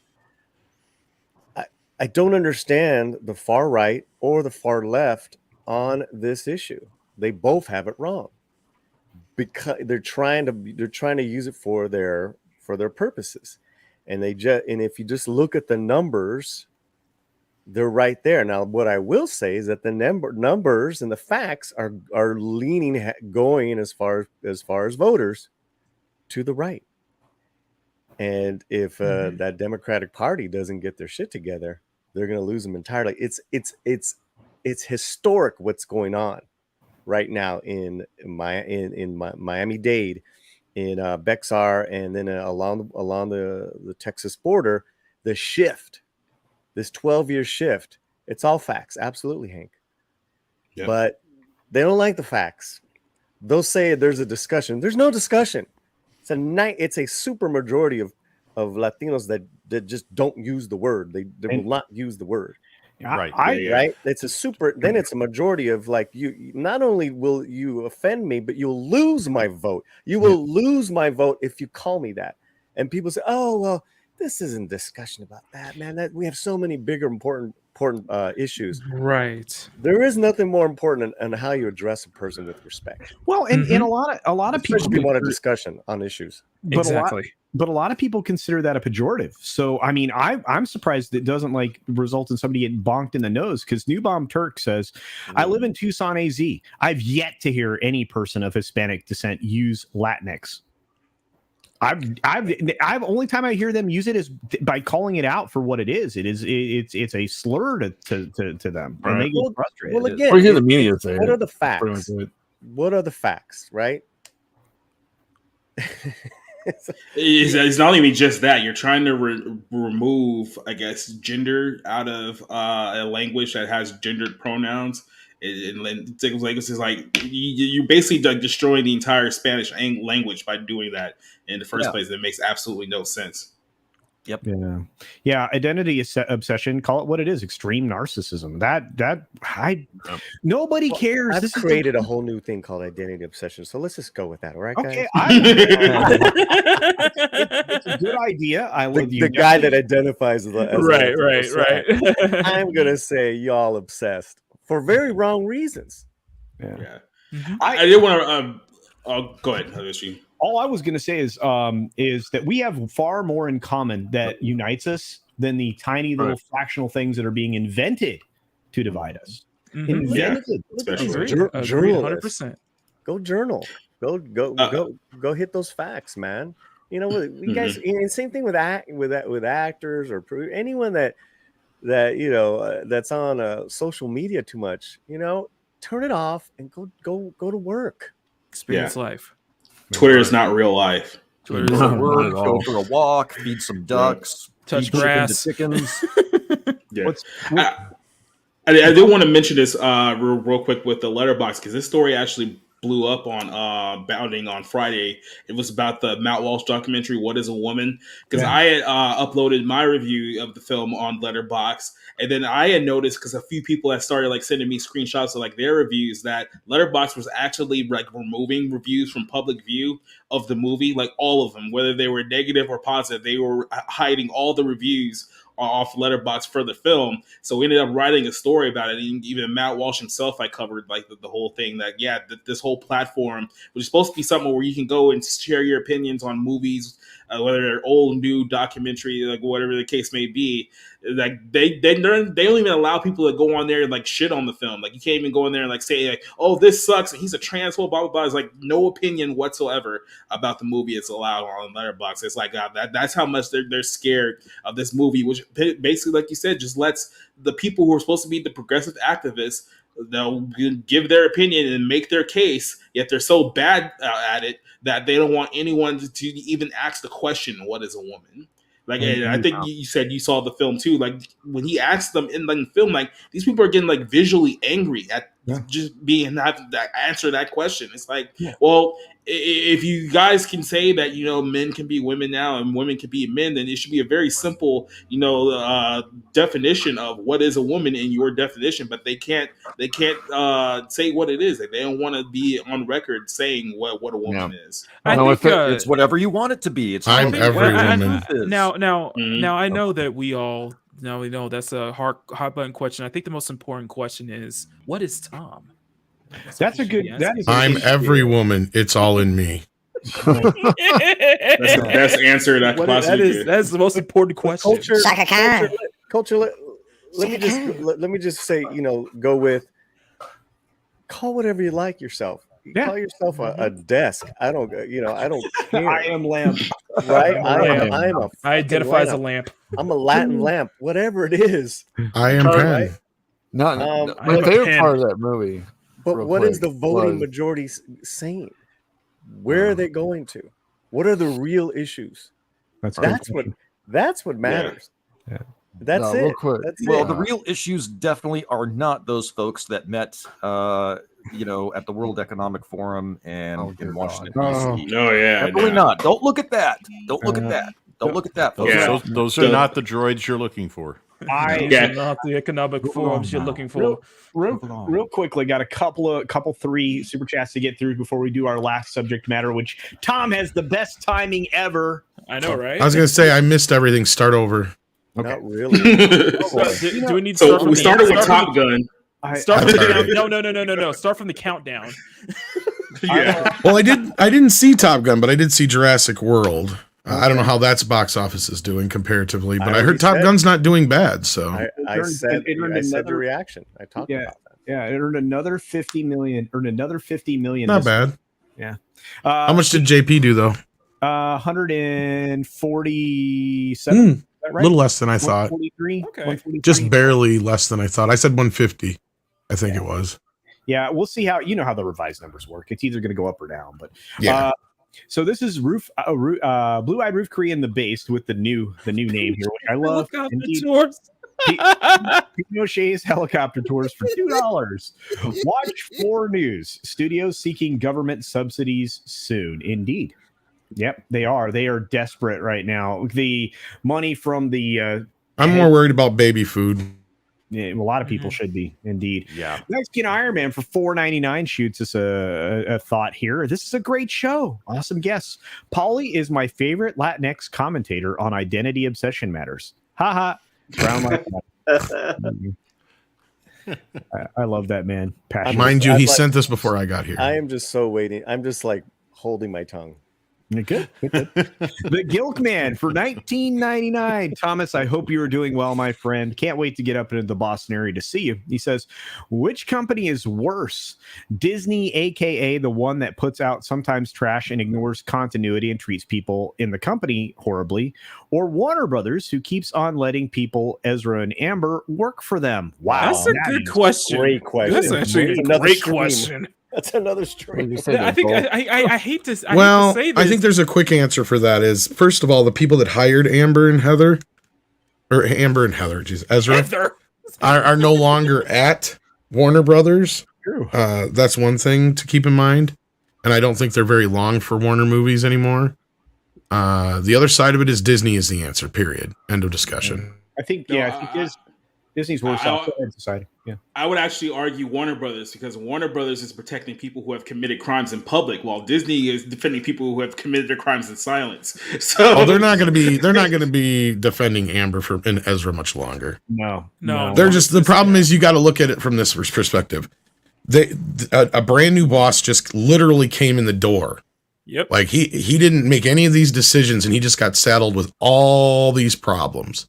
So we'll see how it rolls. After the recent news with concerning Ezra and what's her name, yeah, I don't think it's going to be long for Warner. No, that's what I heard too. Is they're under like a panic gun right now, because they were looking at, we got to deal with this Amber situation first, then we can deal with Ezra. And their hopes were that they could release this movie, get it out of the way. They were going to recast the Flash down the road. Yep. And let people know that once the movie came out. But now they're looking at a simple, sad fact that they got to get this kid out of this movie now, whether this shit's true or not. Exactly. And I know Fat Steven has done some reporting to bring up some questions on the accusations, but just the same, it's not the point. We are going to get into that in just a second. But Forbidden Rune brings up a point, and Tom is going to give you an answer, and I'll give you mine if it's different. Didn't Warner increase Turd's on-screen time to 20 minutes? Well, the screening was, first of all, that's debatable. Yeah. Everybody's going off of this report that Grace Randolph put out that she was only in the movie. Exactly. No, that was justified. That she's supposedly only in the movie for 10 minutes. And I talked to my folks and they said the same thing. They're like, well, that's not true. But if it was true, that's the minimal amount that they were able to cut her down to.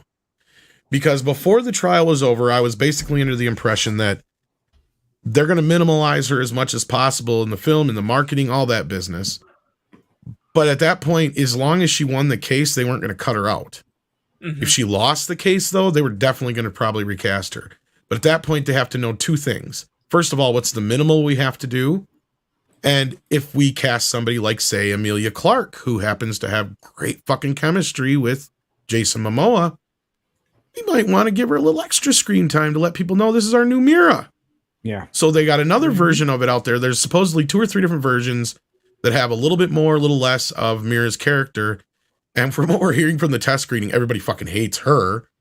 But they want to get to know how much of the story they could, in case, because to shoot as much as she's in the film, it's only going to take a couple weeks. Hey, I'm going to bounce. I'm going to bounce. So I don't want to keep going with your flow of conversation.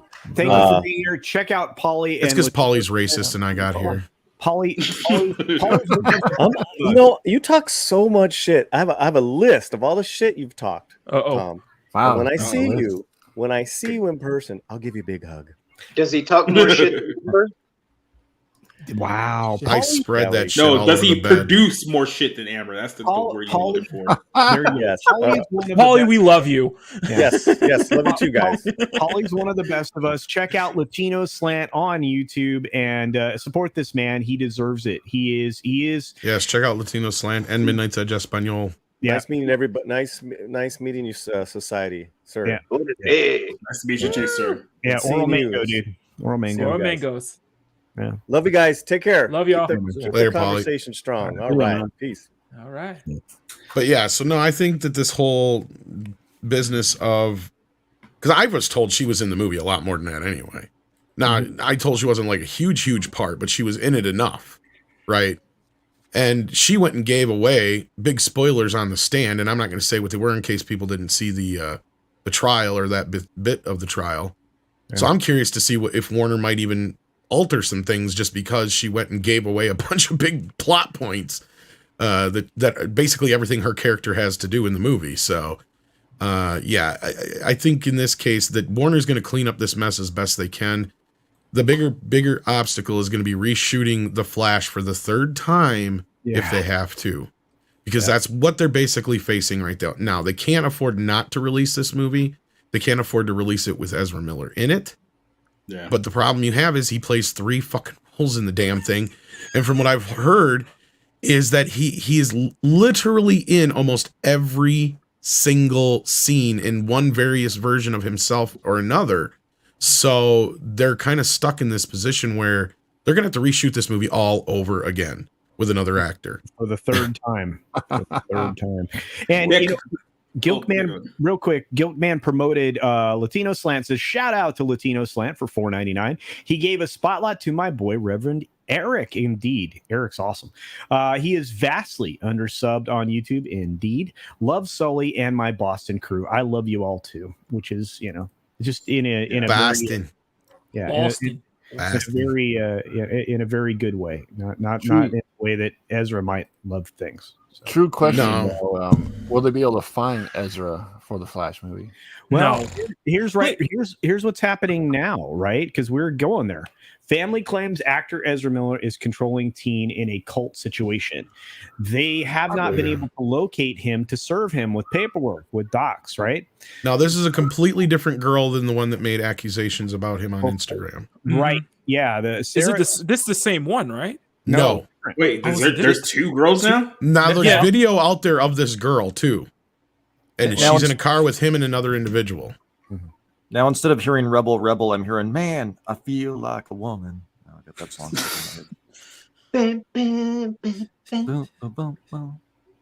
Just can it and start over. I'm with Tina. I feel like that's probably the best option is just to can and start over. Yeah. Well, before we get into it, so Warner Brothers basically has 3 choices at this point. They move forward with the movie with Ezra Miller and essentially bite all the bad press they're going to get out of this and try to deflect it the best they can, which is going to be absolutely impossible at this point. If this stuff keeps this snowball keeps rolling, there's no way they're going to get behind it. 2, they're going to have to recast Ezra Miller entirely and reshoot the entire film, which is going to be a mountain of money that they're not looking to spend right now.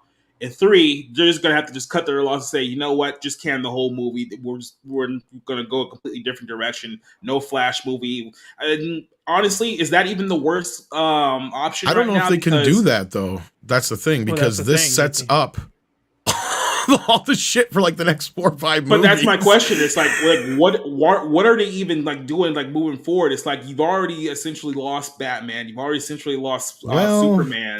It's like, that's always in the flux. See, and that's the thing, because Batgirl is a direct sequel to this. There's inclinations that a lot of the other storylines are going to be affected by what happens in Flashpoint. So we have yet to see. And actually, Script Doctor gave us another plausible option, but I think this is the nuclear option or whatever you want to call it, to where this is the last case option because and that is reuse whatever usable footage there is of other characters. I would watch that. Me too. Actually, I don't like Peter Dinklage anymore. Get a different little person and I'd watch it. Get the guy who played like Hornswoggle in WWE. Exactly. Thank you. Somebody like that. That's what I'm talking about. But yeah, see, the other option is just kind of reuse the footage as some kind of like multiverse movie to help still set up whatever they have going forward, because And Well, that's look, you'd if still we looking had- at reshooting an entire movie then. So you're still right back at square one. So yeah. Look, if we have to sacrifice Batgirl in order to get rid of Ezra Miller, that's a sacrifice I'm willing to make. Unfortunately, it's in the can already. That's the problem. It would be nice if they hadn't shot him already. That's the problem. Is they've spent money not on just this movie, but Batgirl and everything else subsequently. Sasha So Calais, Supergirl. exactly. Sorry. Go ahead. Wait, No, that's what I was saying. Sasha Calais, Supergirl, all that, Batgirl, everything. Basically, the new DC Trinity, basically for the extended universe. Yeah. But wasn't that what that dude? I think you guys are making the case to just blow this whole thing up. I mean, Well, maybe Basically, Zaslav will. make it happen. Just play it. Yeah. And just say, Look, It's like, no, we can't do that. We can't do that. We're gonna lose Supergirl back. Oh, okay, we can't do that. No. We need Michael Keaton. That's what they need. Michael Keaton more than they. That's the I bigger don't thing think too. Michael yeah. Keaton's gonna help it though. I don't think it's gonna help. Isn't Warner Bros. Trying to sell though? Like, weren't they trying to sell? And they had that one guy like going in and just like terminating like everything. Well, that's Zaslav. Actually, Discovery and them merged, and that's kind of what's going on right now. Is that's what I meant by this guy is saddled with all these problems that he didn't create. Yeah. So, I was just wondering because, like, if he's like literally just like, if this is trash and fucking destroying it, then he could just be like, you know what? No, we're done. I'm done. All the DC things, delete. And If it then wasn't just for one restart. movie, he would probably, right? Like at that point, you cut your losses, but you have 3 or more projects that are built on this already. That's the problem, and they're already in the can. It's not like these other movies are not put out yet because they're waiting on the Flash. Yeah, that's the problem. And the Flash, they were hoping to push it off long enough that people would forget about this Ezra business. I think is what originally happened. Well, but the problem is he can't stop. He can't, and we No, don't he even can't. know. We don't even know, and Tom will tell you, we don't even know how many films are sitting there done waiting for release. We might be watching entertainment from 2019, 4 years from now. We know this much, that the Joker 2 and the Blue Beetle will kind of be that bridge to the new whatever the fuck Zaslav comes up with for DC. But the way from that point on, it'll be the new stuff. Anything before that is old hat stuff that's already been done. Yeah, Wake Down says with the media, with the state of modern celebs, sorry, projection by me. I'd expect studios to start including clauses in contracts that makes an actor in a situation such as this liable for. They already have a clause to where they can just shit can an actor for things like this, but the problem you have is they invested so much into Ezra Miller, and he's a they them.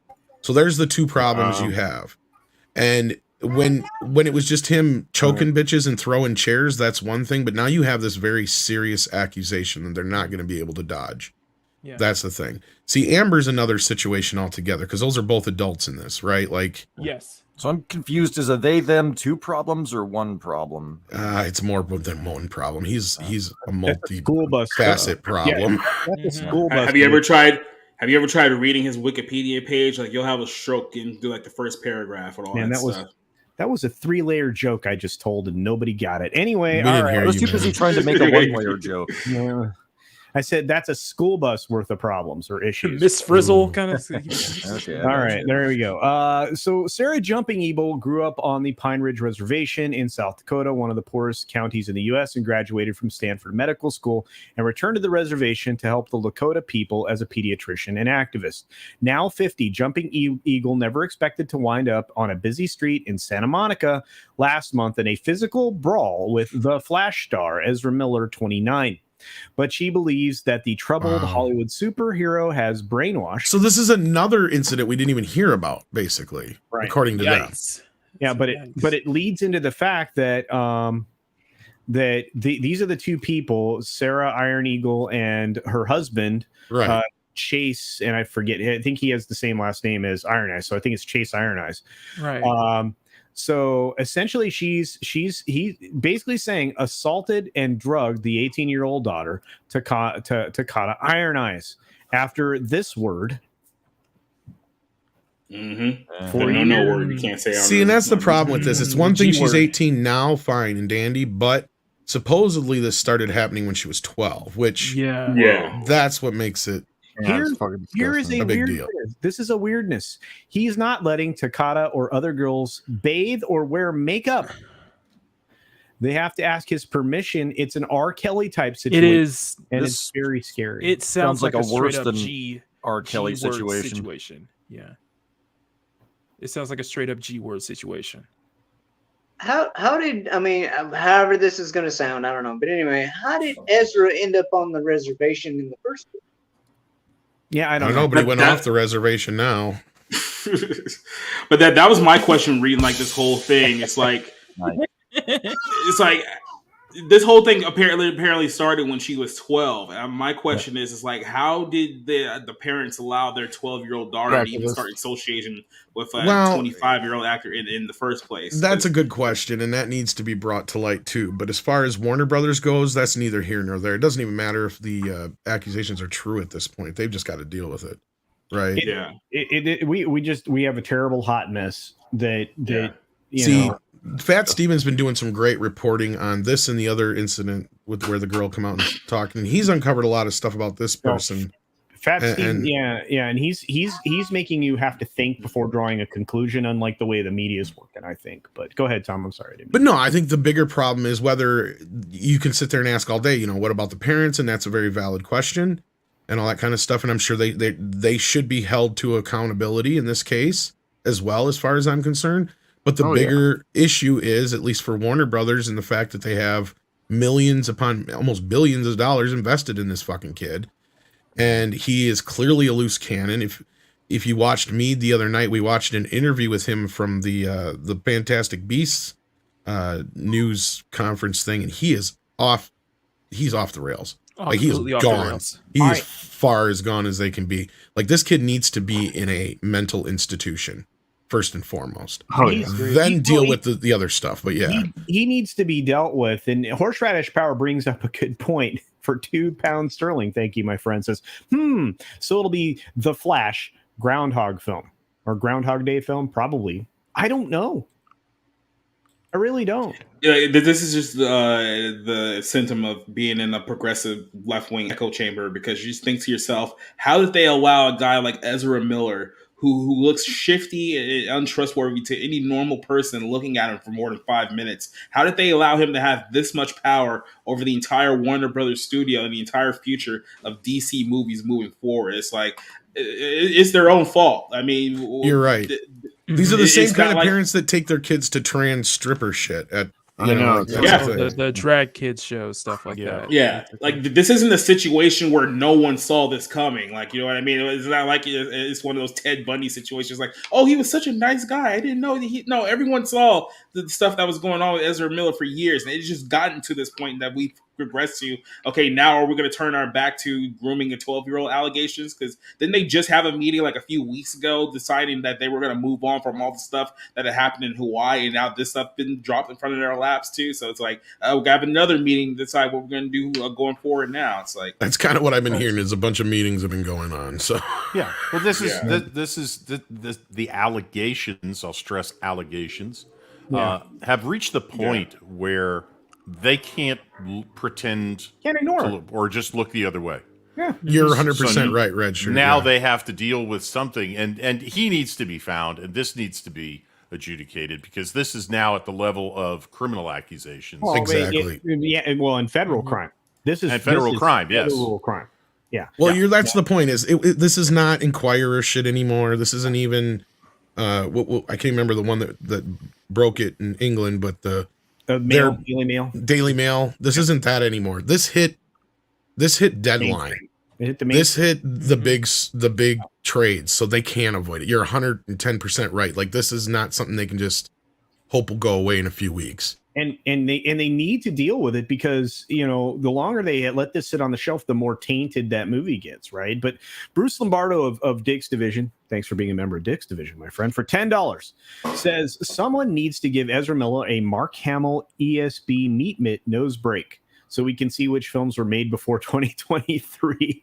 Anyone who beat up on Amber would be demonized beyond belief. Ezra's game. Interesting. Ezra only fights women. Sorry. You want to fight? I'm not one of those people that jump in on the violence train. I have a default position of love, but I do believe that Ezra does need to face justice for what he's done. So allegedly done. I should say it that way. And Kareen, great to see you, dear. Says Well, for $4.99. For $4.99, definitely can't escape this, even though Native American crimes never really get the coverage in the mainstream media it deserves. I agree with you. Boycott The Flash. Wow. From what I've heard, the parents are giving them at least a 1 month, like until July. I think the rest of this month until July for Ezra and Takata to show up. And then that's what I heard yesterday. And then another thing I'm thinking of too is like now she's 18. It's going to be a lot harder to like prove a lot of these allegations because if she's a legal adult now and she's basically saying that no, none of this stuff happened, that Ezra is great. It's like it's really going to be hard to go that she let it get to this point that even if the police had investigated this maybe a few years earlier, there could have been more that they could have done. Yeah. But it's going to be a tougher one in the legal perspective. And I haven't kept up with Steven's investigation on this stuff as far as the parents go, but that's the thing that like makes me raise an eyebrow is like, okay, the thing, our first gut reaction is what about the folks, why aren't they involved before this, why now all of a sudden, blah blah blah blah blah. Well, there may be an explanation for that, and again, I don't know what Steven has uncovered, but it could be the other way around. I'd like to know, have they tried, have they gone to the authorities before and they've been ignored? Like, that's important to know. Right. And maybe it's just finally getting coverage now because I want to give them the benefit of the doubt as a parent myself that they had tried previous to this to do something about it and it just fell on deaf ears. And if that's the case, then okay. But otherwise, if they're just people who are looking for, some kind of 15 minutes of fame and, the dad supposedly has some questionable history as far as even his behavior. Yeah, he's an attorney and the mother is a doctor. So that's the thing is I have no idea what the familial situation is there with this child and what they grew up in. Well, they're activists. So you know what the kind of people they grow up in. Well, I don't want to make assumptions, but I just want to say that if there was some type of effort prior to this, I'd like to know about it because it does strengthen their case. And that's exactly what you need to prove that this was a problem before. And I'm sure there's plenty of texts, emails, messages to back that up. But at this point, we just have some very salacious claims that are being piled on. And that's the thing. I don't want to sit here and also jump the gun. And I know this kid has some problems and he's crossed some lines, but I don't want to sit here and be like the guy, like everybody else and just think he's guilty right away of something like this. Cause that's just it. This is a line that's a little bit farther than throwing a chair, right? Like, this is getting into some territory that, like you guys have said, we're talking about. It's more than just help. He needs to go to prison at this point. Well, and look, I mean, I've done a lot of research on cults and what it takes to brainwash people to get them where you need them to go.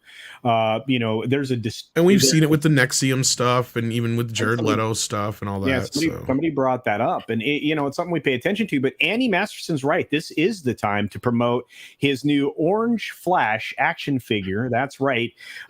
He actually showed it off on Thursday Throwdown over on Comics Division's channel. It was brilliant. It does have Choco-Bitch action, so if you want to check out that action figure, Wayne Brady style. Yeah, I hope he makes it available, widely available, I should say. So thanks for that, my friend. And let's see, we got. I know we had another super roll in here. Yeah, we did. Our buddy The Wake Down for $2 says, smash the like button. # burn the maps. Indeed.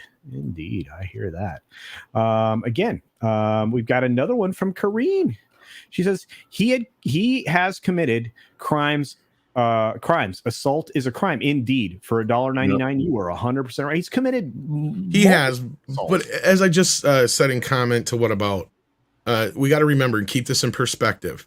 Yes, assault is a serious crime, but there's a difference between a few nights in jail and a fine or having to compensate somebody for personal, assault than something that's a federal prison sentence worthy crime. Yeah. Right. We're talking 15, 20 fucking years in prison. Yeah. You punch somebody, that's a night in jail and a fine. Yeah. It's right. A nighter.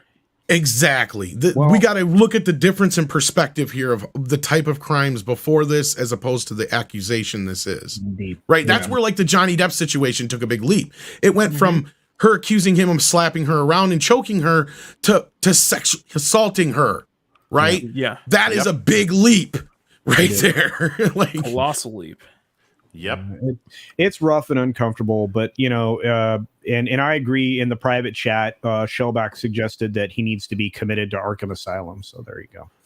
Yeah, he's basically a Batman villain in real life at this point. So He's getting there. He is. What is that? Reverse Flash is the bad guy. And I don't know what about's talking about. I've been assaulted. I've been through the court system. Half of my face is paralyzed because some asshat sucker punched me. He got one lousy fucking night in jail. That's it. That's all he got.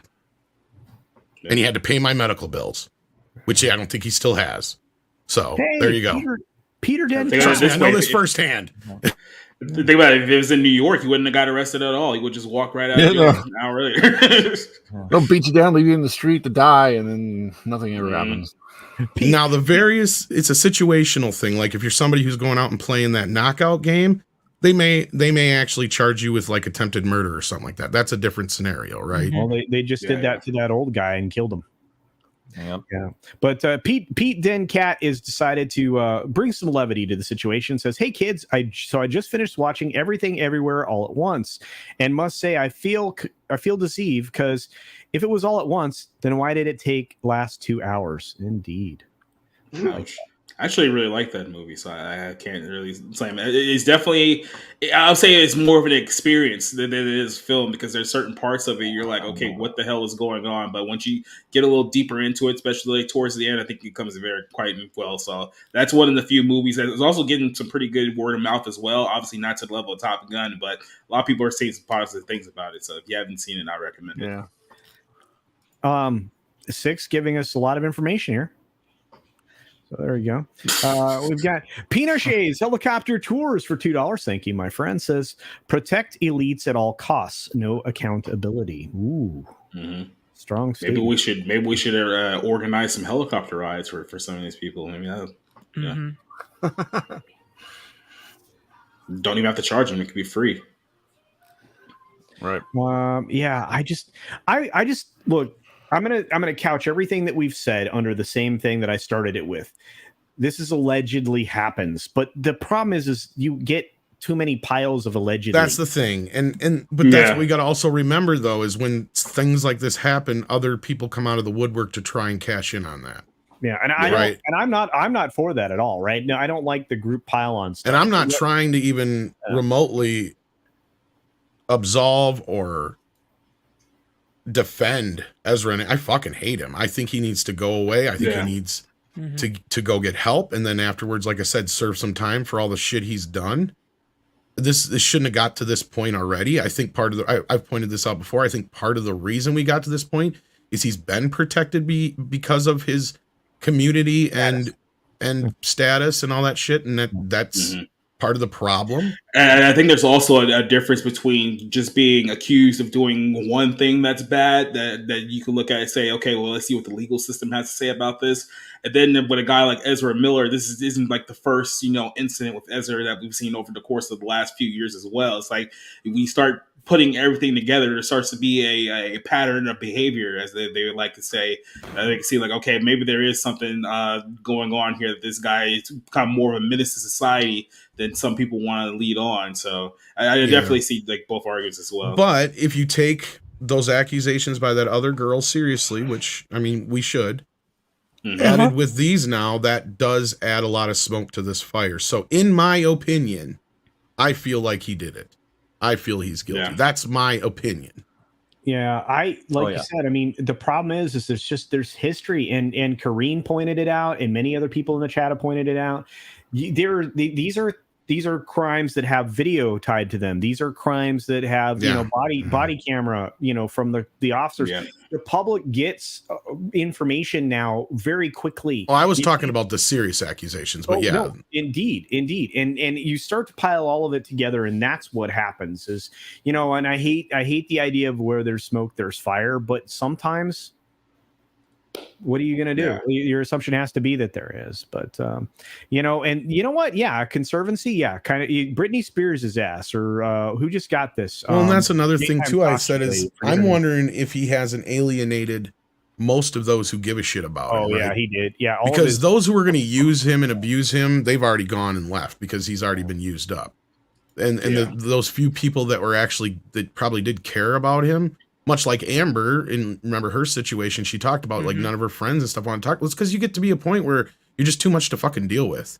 Exactly. You know, nobody wants to deal with your drama. Nobody wants to deal with the bullshit. They're sick of bailing your ass out of jail, or sick of picking you up from some place fucking half drunk and stupid, you know, and it gets to be a chore after a while. And that's probably what Ezra became to a lot of people. Yeah. Well, I don't know if you guys... Go ahead. Yeah, go ahead. I was going to say that's what Ezra would be if he went to prison, used and abused. Oh, yeah. He would be already in prison.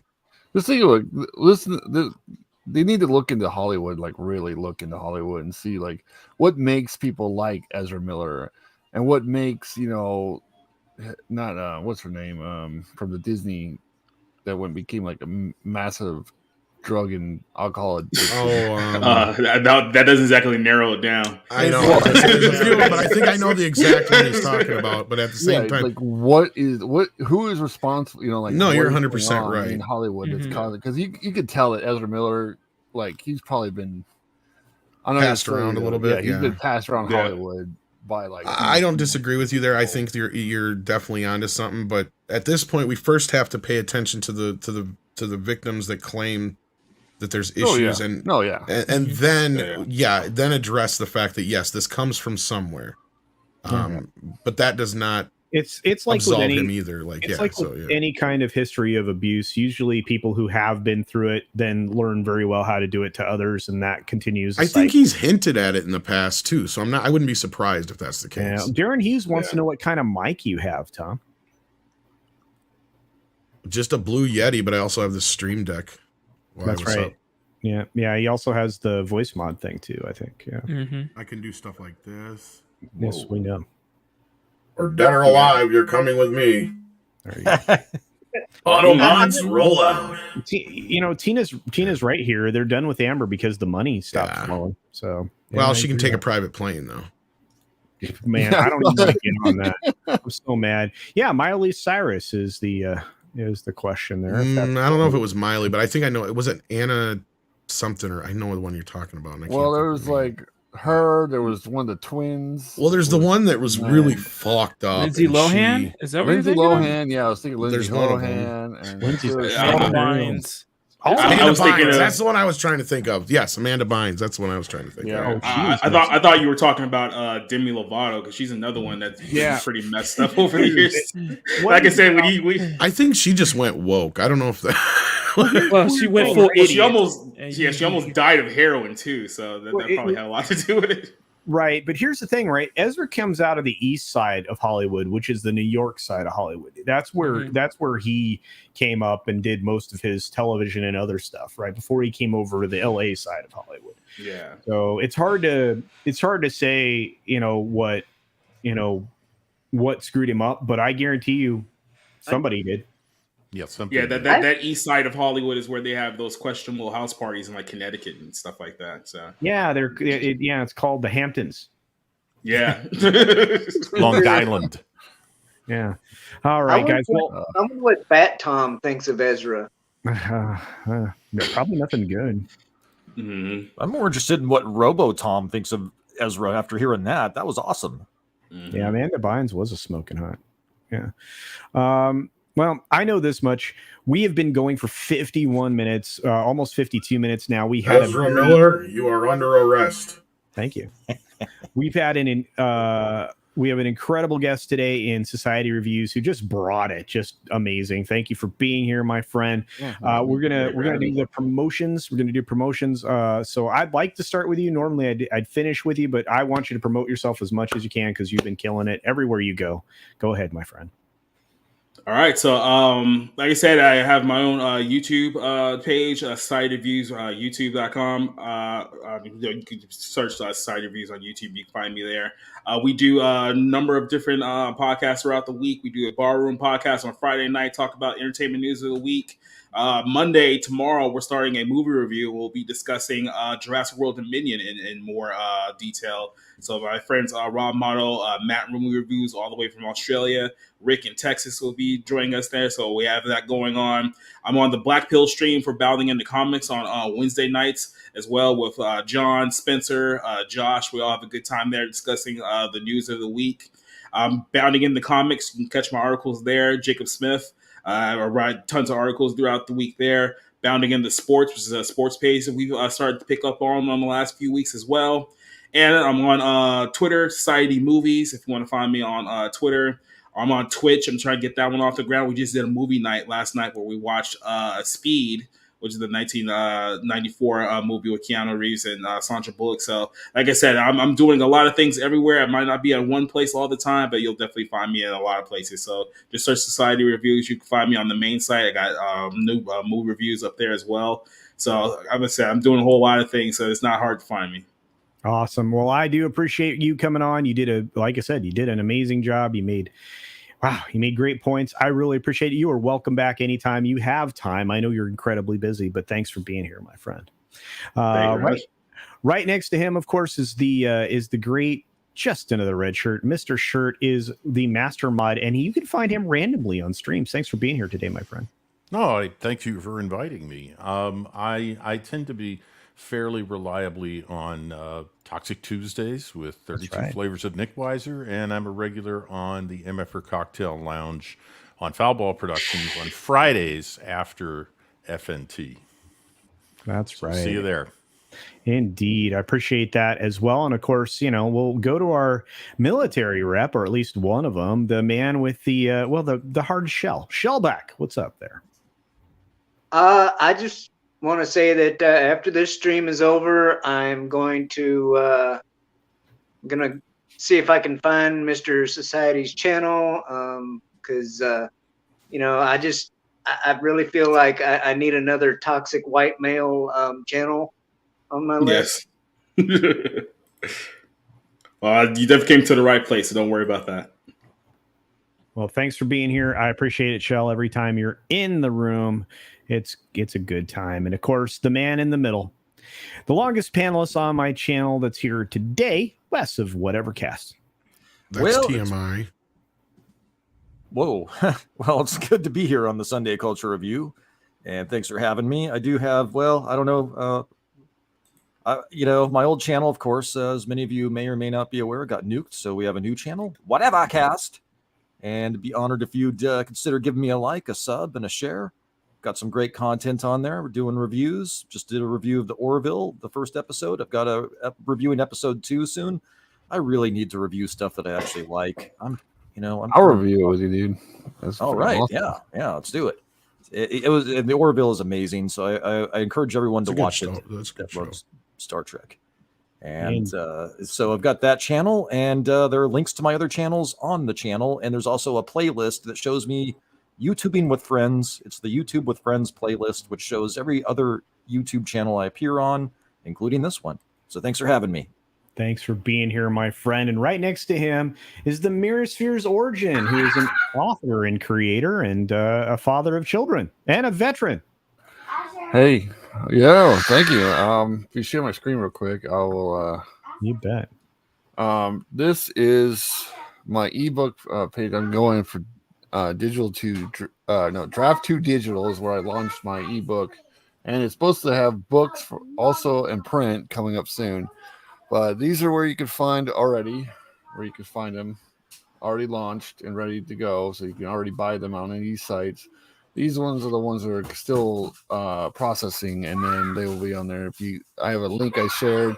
It'll give you to this, and soon it'll update when all the stuff is up. It'll have all the links to all the things, and then when it goes on Amazon, I think they're supposed to have the physical copies also, and I think Books and Novel's supposed to when they get done with it. So yeah, so the ebooks will be ready to go, and then hopefully everything else will be right after it. So, well, that is exciting. I'm very stoked for your launch. I'm looking forward to it. I think I plan on doing a stream when everything is fully out and it's also good to go. Then I plan on doing a stream. Sweet. My actual launch day stream where I'm like, it's out, it's good to go. And I'm looking forward to people telling me what they think of it. Well, I will be able to give you my feedback for the complete thing once I've been all the way through it, and hopefully I'll be able to do that on a plane ride between here and Dallas and back. So I should get there. All right. But on that, we have one of the most talented people on the internet. His name is Mock, and he draws. He draws amazing things. Thanks for joining us today. He draws the ladies. He does. That's a double. Should I play it? Should I play it? I'm wondering. Should I? Play it. No, if you play something, see, last time you got me claimed. So It's not going to be claimed. Let him. I guarantee you it won't be claimed. Quit being a pussy, Culture. All right. Just my channel. That's a guarantee. Fine. You got a point, but that's still quit being a pussy.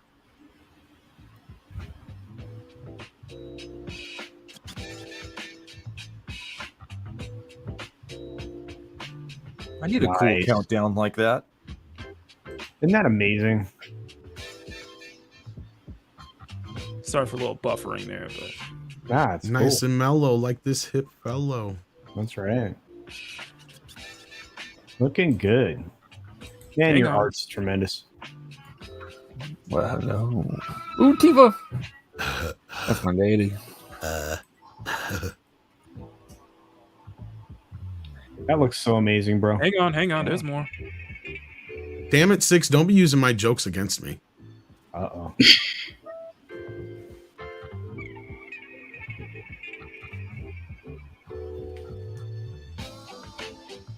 I can't wait for Next Sunday. season 7. Oh, fantastic. Next All Sunday. right. Sounds good, brother. How do you quantify the seasons? It's an interesting formula we do. That's what I it's- always tried to figure it out myself. I tie it to a specific event. Like if it's a season that begins in January, it always has to end on my birthday. If it's a season that begins in the summer, it always has to end on August 23rd because that's the 2-year anniversary Gotcha. of Machini Live. And if it's a Nice. season that begins in September, it lasts to the end of the year or the final Sunday in December. Awesome. Well, we've got one last person, but before we get to that man, the man of many streams, we have the Melvor for $5 saying, "Great chat, guys. Thank you. I think it was too, and I appreciate the support, my friend."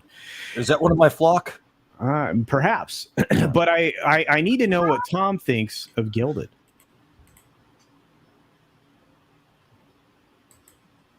Hey, that's what I think of it too. Fuck Ringing endorsement. you, Gilded. There you go. Thank you, Tom. I hate the Gilded. Yeah, we know. No, I gotta plug one thing. I gotta plug something for once. Good. I gotta apologize for Six as always. To Six as always. I'm not trying to be mean to her. That's usually my comeback. Is like somebody calls me a pussy. I'm like, well, you are what you eat, dick. So she used it against me. And there is, But yes, this is what she wants me to plug, and I'm going to plug it. We have Mead Radio 2 because, you know, sequels are always bigger and badder. So, yeah. It's pretty much the same thing as the original. extraordinary. Well, we have done it. Like most sequels. It's true. We have done it. We have done it. We have gotten 2 hours. We still have 100 of you here in the chat as we wind down. I appreciate everybody's support. I appreciate all of you out there in this incredible panel. And our subjects today, we managed to not get my channel nuked. So well done. And It's nice not As having long your as you- channel as long as nuked. you don't talk Starting about over this- sucks. As long as you don't talk about the specific situation involving 2 specific YouTubers, and I think that you'll be fine. I'm avoiding all of it. But I will say this. We didn't try hard enough then, I guess. As I always do, be sure to take care of yourself, take care of others, wash your hands, of course, because it's good hygiene. Thank you for your cooperation. Your ass. And until next time, bye. Peace. Stay out of trouble. This episode has been brought to you by our Lord and Savior, Gilded. Fuck you, Gilded.